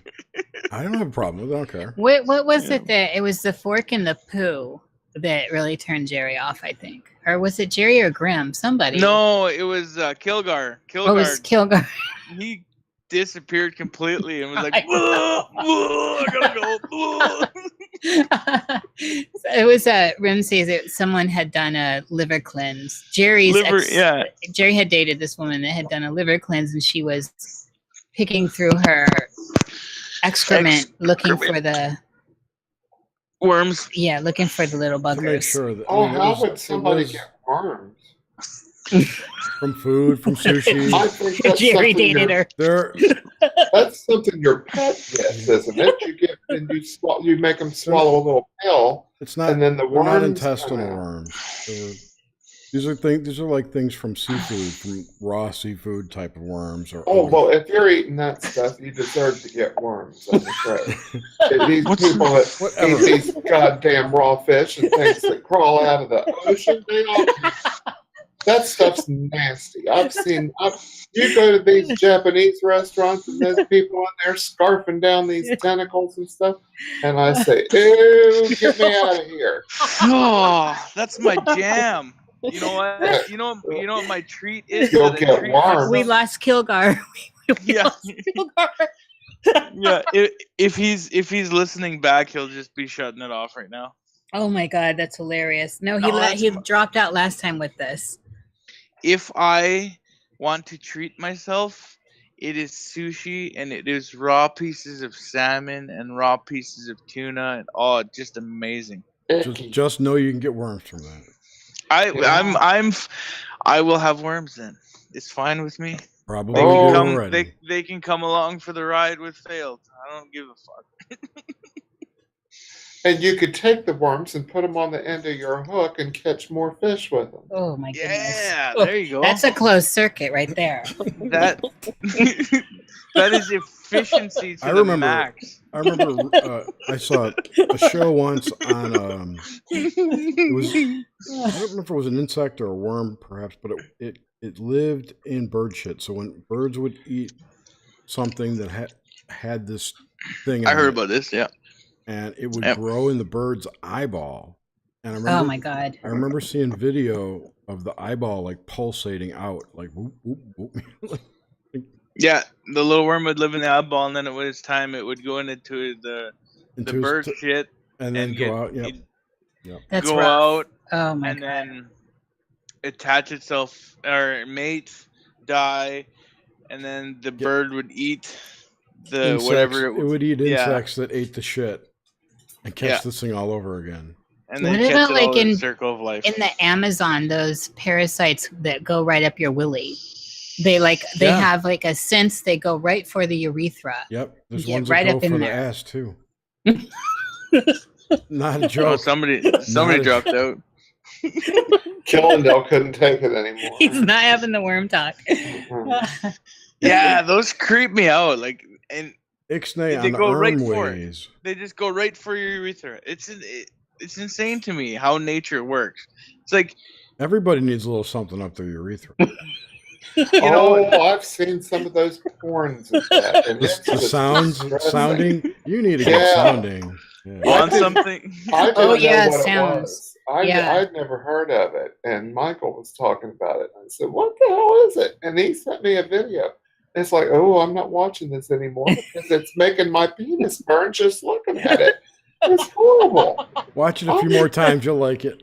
Oh no! Some I people don't say like that it. it's really enjoyable. Oh no, it wouldn't be. Oh no, heavens no! I had a catheter stuck up my penis one time, and it was horrible. I didn't like it a bit. Why would anybody want to put something in?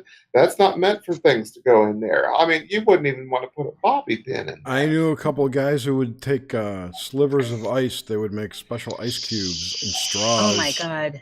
And straws and like blow them into each other's dicks. Urethras? Yeah, Oh man, Why would you want that? that's hardcore. because it's like it ices your bladder. I guess I don't know. Man, I saw the strangest. Dude, stick gerbils up their ass. Why would they do that? I think saw. that's an urban legend. I don't think that's an urban legend. That's called burming. They have a word for called it. If there's a felching. word for it. No, No, that's not felching. Is when Felching you're is completely different. way different. It's when you Alright. take the. I thought it was felch. It's when you ejaculate into a woman and you take a straw and suck it out of the woman. No, or it goes Burming. back and forth, or it can be a man, Yeah. and it's in their ass, and you Yeah. get it out, and then you It's kiss. Gross. Yeah. It's gross. It's the anyway. Burming is the act of putting rodents in your butt. Specifically tube. rodents. Specifically rodents. It's called burming. If there's a name for it, there's about people other doing small it. That's all I mammals? gotta say. Is there Small- another term for that? I don't know, but if there's a name for it, somebody's doing it. That's all My I gotta question say. is, why do you know this stuff? I am because Because he's a trucker. Yes, What happens He's a is- truck driver. He's a trucker.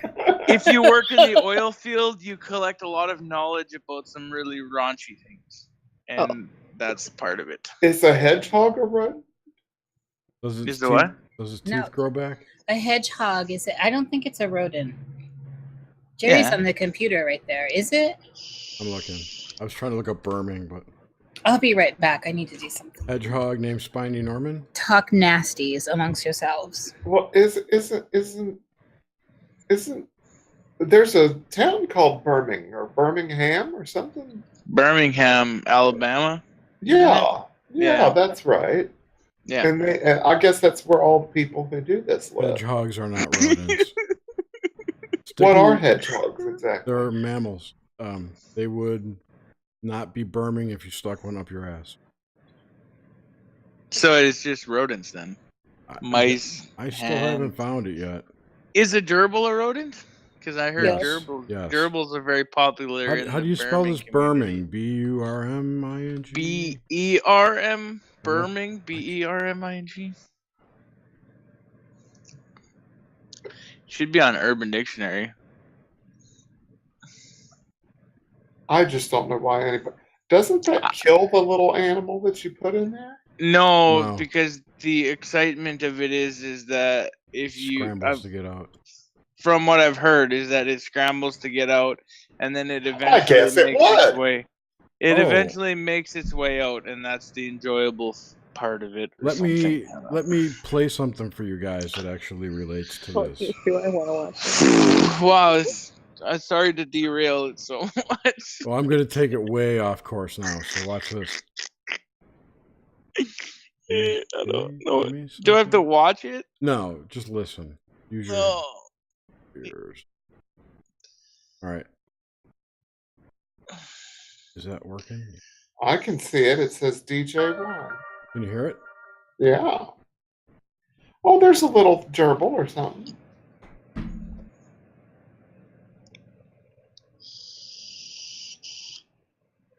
Don't tell me we're going to watch.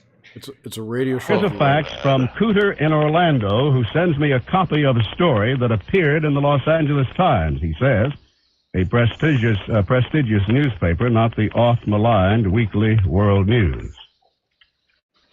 Quoting the story, in retrospect, lighting the match was my big mistake, but I was only trying to retrieve the gerbil. Eric Tomaszewski told the news doctors in the severe burns unit of Salt Lake City Hospital. Tomaszewski and his homosexual partner, Andrew Kinky Farnham, had been admitted for emergency treatment after a felching session had gone seriously wrong. I pushed a cardboard tube up his rectum and slipped Raggett, our gerbil, in, he explained. As usual, Kinky shouted out, Armageddon! My cue that he'd had enough. I tried to retrieve Raggett, but he wouldn't come out again, so I peered into the tube and struck a match, thinking the light might attract him. At a hushed press conference, the hospital spokesman described what happened next. The match ignited a pocket of intestinal gas and flame shot out the tube, igniting Mr. Tomaszewski's hair and severely burning his face. It also set fire to the gerbil's fur and whiskers, which in turn ignited a larger pocket of gas further up the intestine, propelling the rodent out like a cannonball. Armageddon!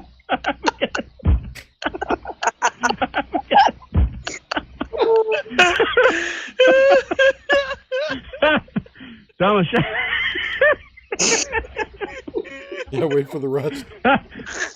Tomaszewski suffered second-degree burns and a broken nose from the impact of the gerbil. Burnham suffered first and second-degree burns to his anus and lower intestinal tract. Armageddon! Oh, wow.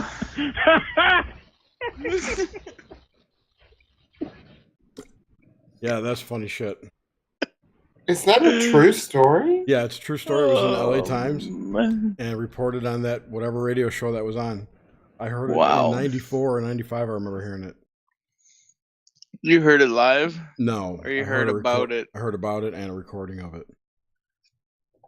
Yeah, I heard that was In 97. used to be in, they had Darwin's biggest, or the Darwin Awards. Yeah. Back in the day, and there was people like that where there was one Darwin Award winner. He decided they were cow tipping, and he decided it would be funny to do a blue angel on a cow, so pretty much light a cow's fart on fire. Mm-hmm. And the flame went into the cow and erupted the cow in such a manner that it exploded. It exploded everywhere, and the hoof ended up hitting the guy in the temple and killing him. Wow. Yeah. That's hilarious. How would That- you know when the cow was going to have gas, though? They would lift their tail up. Yeah, their asses are pretty loose. That's all you have to do to make a cow have gas is to lift its tail? No, the cow's cow always will. full of gas. If you lift its Yeah. tail up, it'll leak out. Yeah. I didn't know that. Yeah, cows are like the #1 producers of methane on the planet. Well, I had heard that, but I didn't realize that they were just in a constant condition where they were leaking. Well, producing they, gas. yeah, They leak. they have 4 stomachs and they leak all the time. I guess they would with 4 stomachs. That makes sense. Mm-hmm. And square eyeballs, square irises. I see cows every day. Cows have square irises. Cows' lives matter. Bovine lives matter. Bovine lives matter.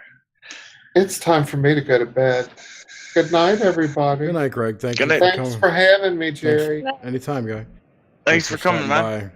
It was fun. Bye-bye. See you later. Bye. Who is that guy? He is Greg Reamce. I don't know his last name. He's Reamce. His name is Greg. He's that guy. Cool. He's got a channel. Well, he was fun. I like talking to He's him. hilarious. He's awesome. He's got Yeah. a channel. He had Chanter. Funny. He's got a show called, I forget what it's called, but he did an interview with Chanter not too long ago. It was really funny, Nick. Like the werewolves of Sodom. The werewolves of Sodom. Okay. The werewolves of Sodom. Like Sodom and Gomorrah kind of Sodom? Yeah. My hooch? Why? Yeah, I was on Werewolves of Sodom too. What's wrong?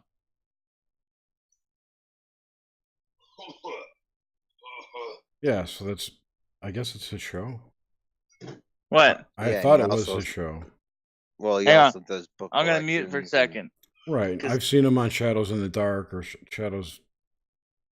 He has an amazing book collection and collection of everything, man. That guy he's got really good taste and stuff. I really dig. I love Reamce. I think he's a good guy.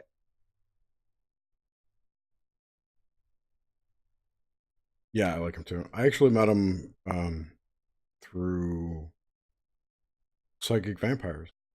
Yep, me too. Around that time. Yeah. Chancer and all that. Yeah. Yep. And then he's been on the other show. I can't think of the name. I thought it was Shadows in the Dark. Oh, what was the other? Oh, I know what you're talking. Oh, something like that. It's like what is it called? Yeah, it's like a few different people, right? With him, Ignis yeah. Cobra. Shadows in the Dark, yeah. Is it Shadows? No, Yeah. it's something like that. No, it is Shadows in the Dark. It's on Is it? Sunday nights. Yeah, it's Ignis Cobra is the guy's name. Okay. And Vayu Tiger is another one who's on that show. And Mhm. Omni was on He's it good. once, and Greg's been on it. And he's cool. Yeah, he's cool. They're all cool. Yeah. And a couple weeks ago, their last show, they had that Brittany, what's her face, that does all the ghost paranormal things. Okay. Got like one of those, YouTube channels that have jillions of subscribers and everything. Yeah, and they show like the fakest paranormal activity, and they don't explain it or anything like that. They just get a There are those. I think she's more into the real shit. Really? Okay. Yeah, I guess that was a while ago. I don't remember when it was, but Jerry, anyway. do you want to show a little bit of Yes. Blue Avian thing? Yes. All right, cool.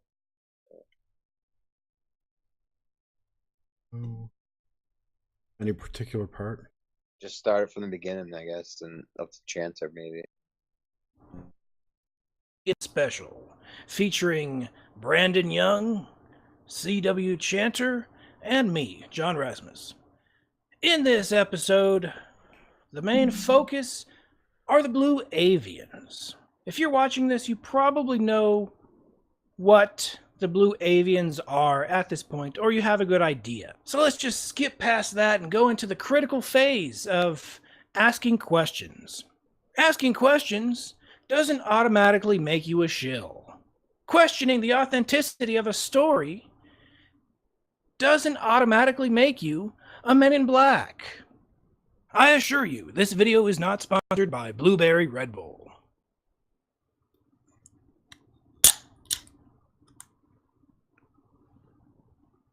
need the energy to hunt down those blue avians. Yes. These blue avians claim to be protecting our planet Earth. I assure you that is not the case. Have you ever wondered why they call themselves blue avians? I'll tell you why. Because they ran millions and millions of surveys. They crunched the numbers. And it turns out nobody would trust red avians. Would you trust a red avian? No, you would not. But blue avians automatically are trustworthy. Why? Because blue is a very soothing, calming, peaceful color. But red is very vengeful. Red is very passionate. Red is very bloody, horrific. It's a horror show, but blue, it's very delightful. It's very soothing, like the waves of the ocean.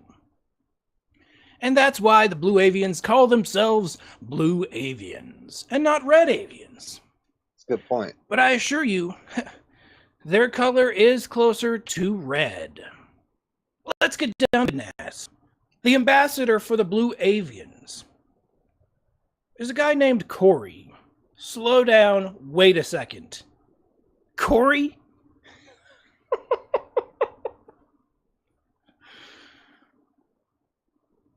Corey.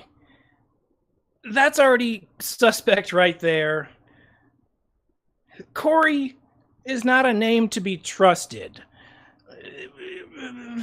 If you're going to have a go-to rule of who to trust, their name not being Corey should be number one on your list. So a guy named Corey claims he's the singular ambassador for the entire extraterrestrial race known as the Blue Avians. I still find his name Corey being more objectionable to that, but claims he singularly receives communications from the Blue Avians. Who are the Blue Avians, you ask? You already know who they are most likely, but if you don't know, they're kind of like Big Bird from Sesame Street, but instead of bright yellow, they're bright blue. They're kind of like the black sheep of the Sesame Street family. They're from the Backstreets, like the Backstreet Boys. Backstreet Birds. They don't play by the rules. They'll throw up the Baphomet symbols. You know, that famous devil goat man. Corey's kids do too. In black magic lore, Baphomet, he's apparently a great inspiration for these Blue Avians. That's why they throw up that gang symbol. Baphomet aside, Big Bird's cousins aside, the Blue Avians, all right? Their communication to Corey, of all people, is very sophisticated. Only Corey can understand them. Only Corey receives the telepathic communication directly from the Blue Avians. That's correct. I didn't say communication. I said communication. Because the Blue Avians, they don't communicate like humans, all right? They communicate kind of like pigeons. The coo, coo, coo, that only Corey can understand. So let's show you a recreation of this communication between the Blue Avians and Corey. All day, Corey hears coo, coo, coo, coo, coo, and he has to interpret that. That's a great amount of work, effort. A great weight is on his shoulders to be that ambassador for planet Earth. Do you think it'd be easy to go to Starbucks and you're trying to order some Frappuccino Grande and all you're hearing all day is coo, coo, coo, coo? That would drive me a little bit cuckoo. The great ambassador to the Blue Avians that he is, he manages. He gets through it. So hats off to this Corey individual. Despite his name being Corey, which is a little sketchy in my book, receiving telepathic communications. Coo, coo, coo, coo, coo, coo, coo. Is a great amount of work, which I'm very appreciative of. So as you can see, only Corey can interpret these extremely complex coup signals that go straight to his brain and no one else's on the entire planet Earth. We all know the blue avians are legit. We all know they're real. We know they're actual extraterrestrials that leave zero physical evidence. They don't leave footprints. They don't key up your car. Even though they do throw up gang symbols, they're pretty peaceful in the fact that there's no proof they exist, except from the word of Corey. So we all know the blue avians are legit. We all know they're real. But what if, just imagine a world, a crazy world, where the blue avians are fake and someone made them up for some unknown reason. That makes absolutely zero sense. But let's just pretend, put our mindset in the mind of a skeptic for a second. Where did he come up with such an awesome concept for this extraterrestrial race? This is a good part. I believe I found the answer to that extremely hypothetical situation, to that theoretical question.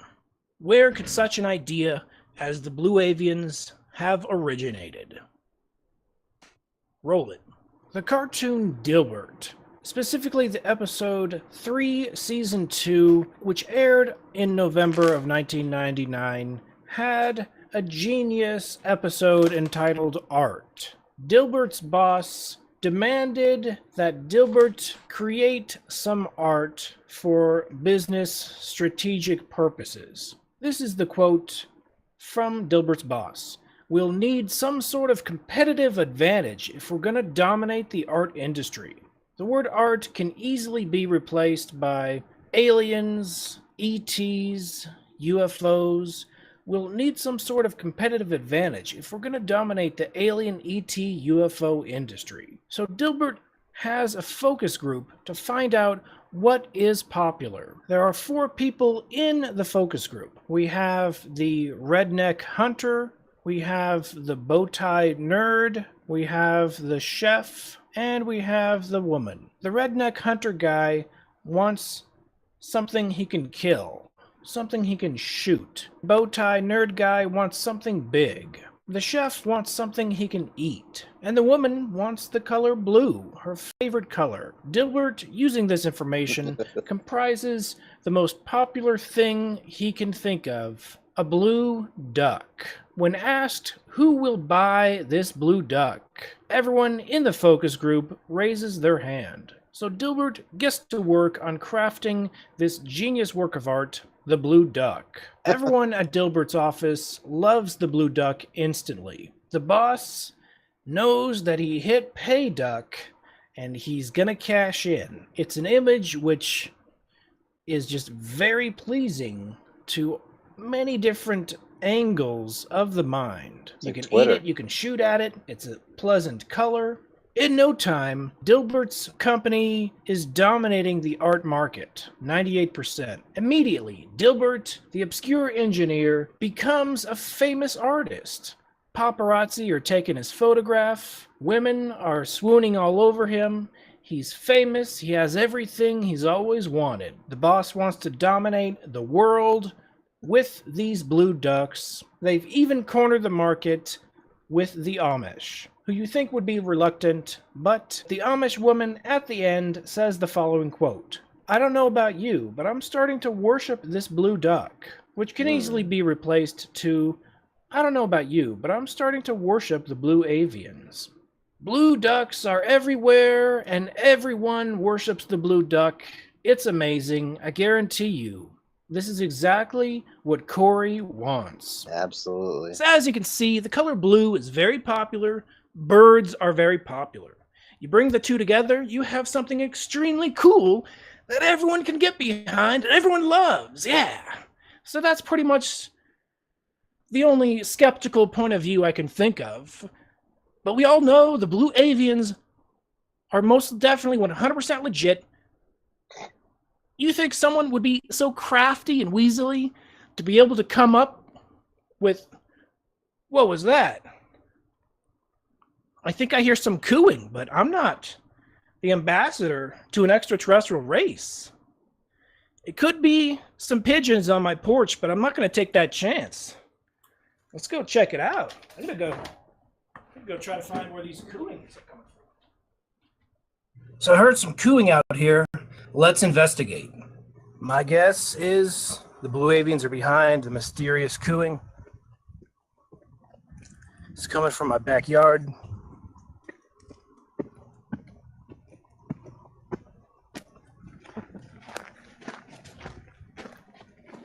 Let's try to find the origins of this infamous cooing, which I highly suspect is coming from these blue bird extraterrestrials. Corey Good is the only person that can hear them, But I hear them right now. Can you hear that? Listen.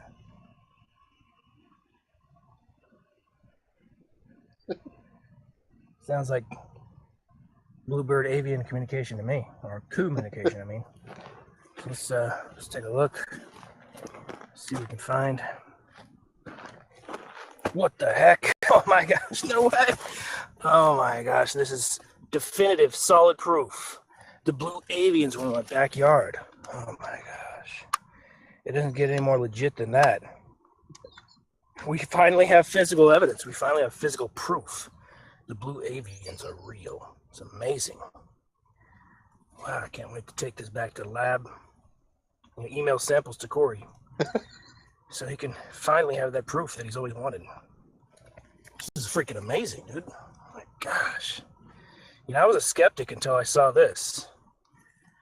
I knew those coups were coming from Blue Avian. He must have dematerialized.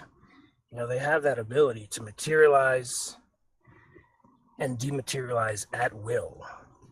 But wow, I've never seen physical evidence left behind. This is freaking phenomenal. Blue avians, they're real. Here's the physical proof right here. I'm blown away. Finally, we have the physical proof. Blue avians are real.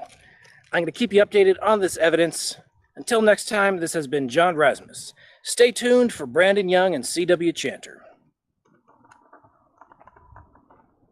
Until next time, this has been Agent Rasmus.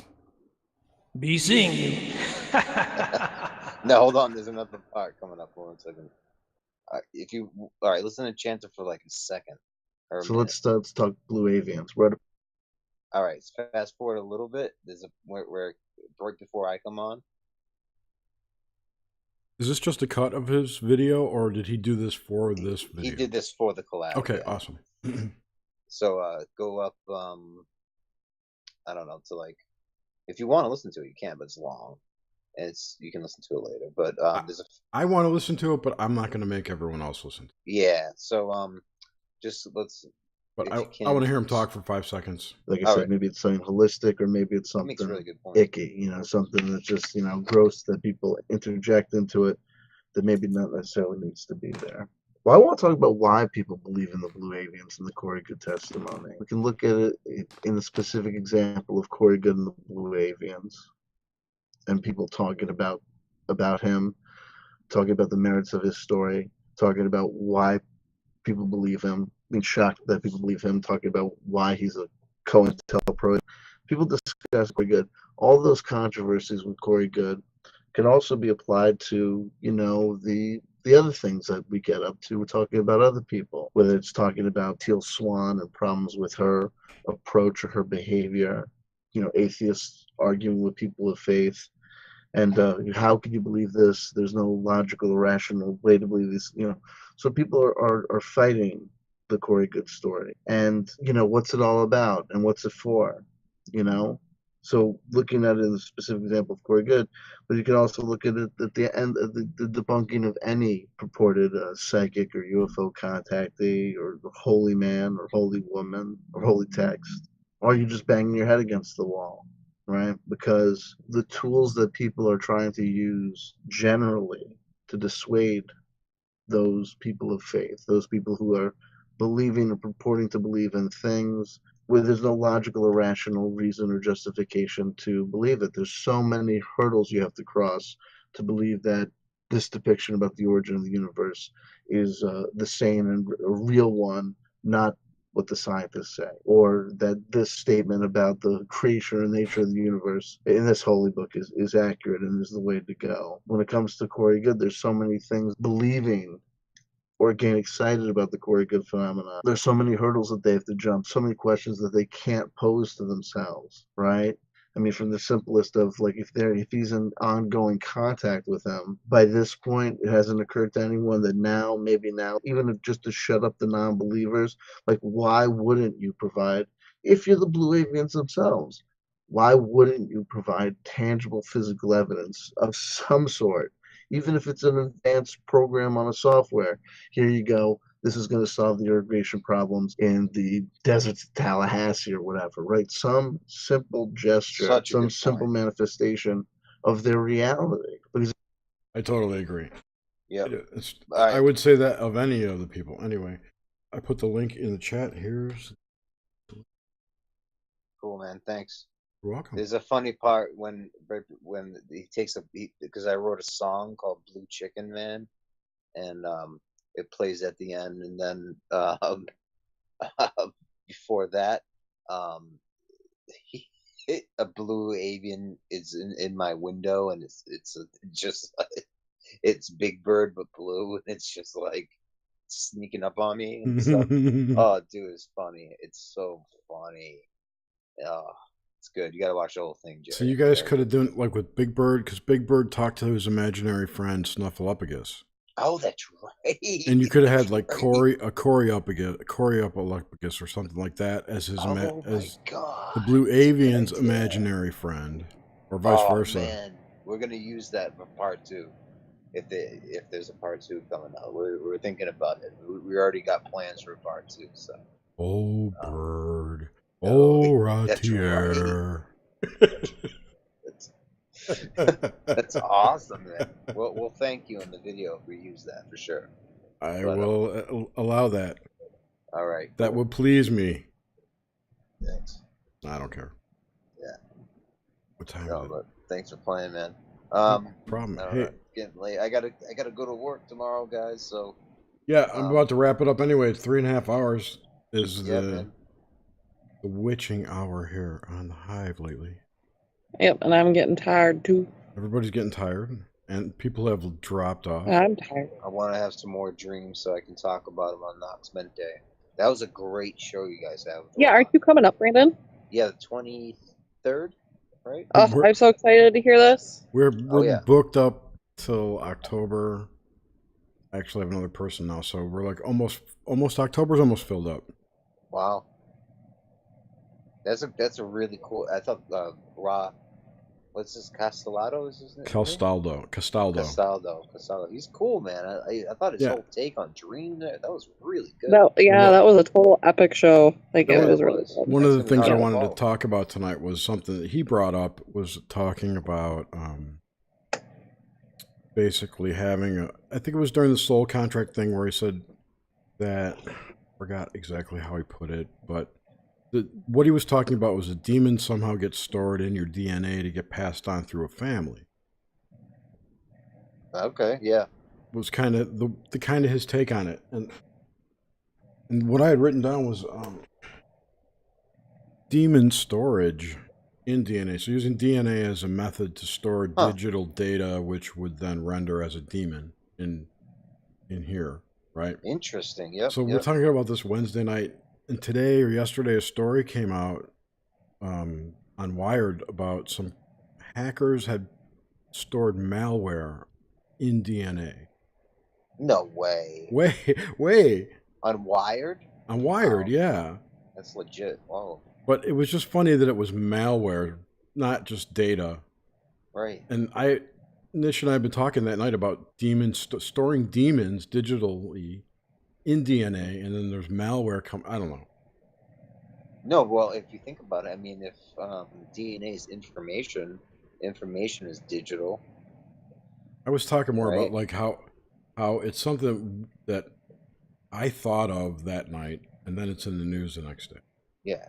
No, that's incredible. Yeah, that's Well, this that's is what I was talking about, that feedback with Kalendal, with the internet and people and that energetic connection, like it's all one big thing, Mhm. you know, because if I had not been close to my computer that night, I might not have thought of that, right. you know? Yeah. Anyway, he was an excellent guest, and I invited him tonight to the Hive. I invite him every night, or all the Yeah. time. But I'm sure he likes to see his family. He does like readings and tarot card stuff, that kind of stuff for people. Yeah, I hadn't really heard much of him. I mean, I was a friend of me on Facebook, and I mean, he puts out good stuff, and he seems to be really truthful, and and anti-blue avian and anti-BS stuff, nonsense stuff. Yeah. So I mean, he has a head on his shoulders, and Well, he realizes that stuff is not real here. right. It's real, but not here in this. Okay. I mean, and then I think he also realizes that a portion of it is AI. Like, he even brought it up in the show about how some channelers are channeling AI. Oh yeah, that was good. I've known that for a while. Yeah. That was good. It's going to be hard to follow, but I've been writing down my dreams, and I'll also go into my childhood dreams and stuff, and how they used to play out and stuff, and how years later they've played out. It's just unbelievable. So, Well, this week and when you come on, it's going to be awesome because I got all the audio shit figured out this time. Nice. Like tonight went off without a hitch, but that show for some reason just totally goes off the rails. It's really weird. There's no difference between the two. Yeah. Cool, man. All right, well, thanks for having me on, you guys. Anytime. Thanks for hanging out. Happy Friday, TGIF. Happy Friday. Have a great weekend, Everyone have a great weekend. Yes, you too. I'm going to go try and film the moon for an hour. Oh, sweet. All right. Good night, guys. Thanks. And I'll Good night. see y'all later. All right, Thanks, sounds everybody. good. Bye. Bye-bye.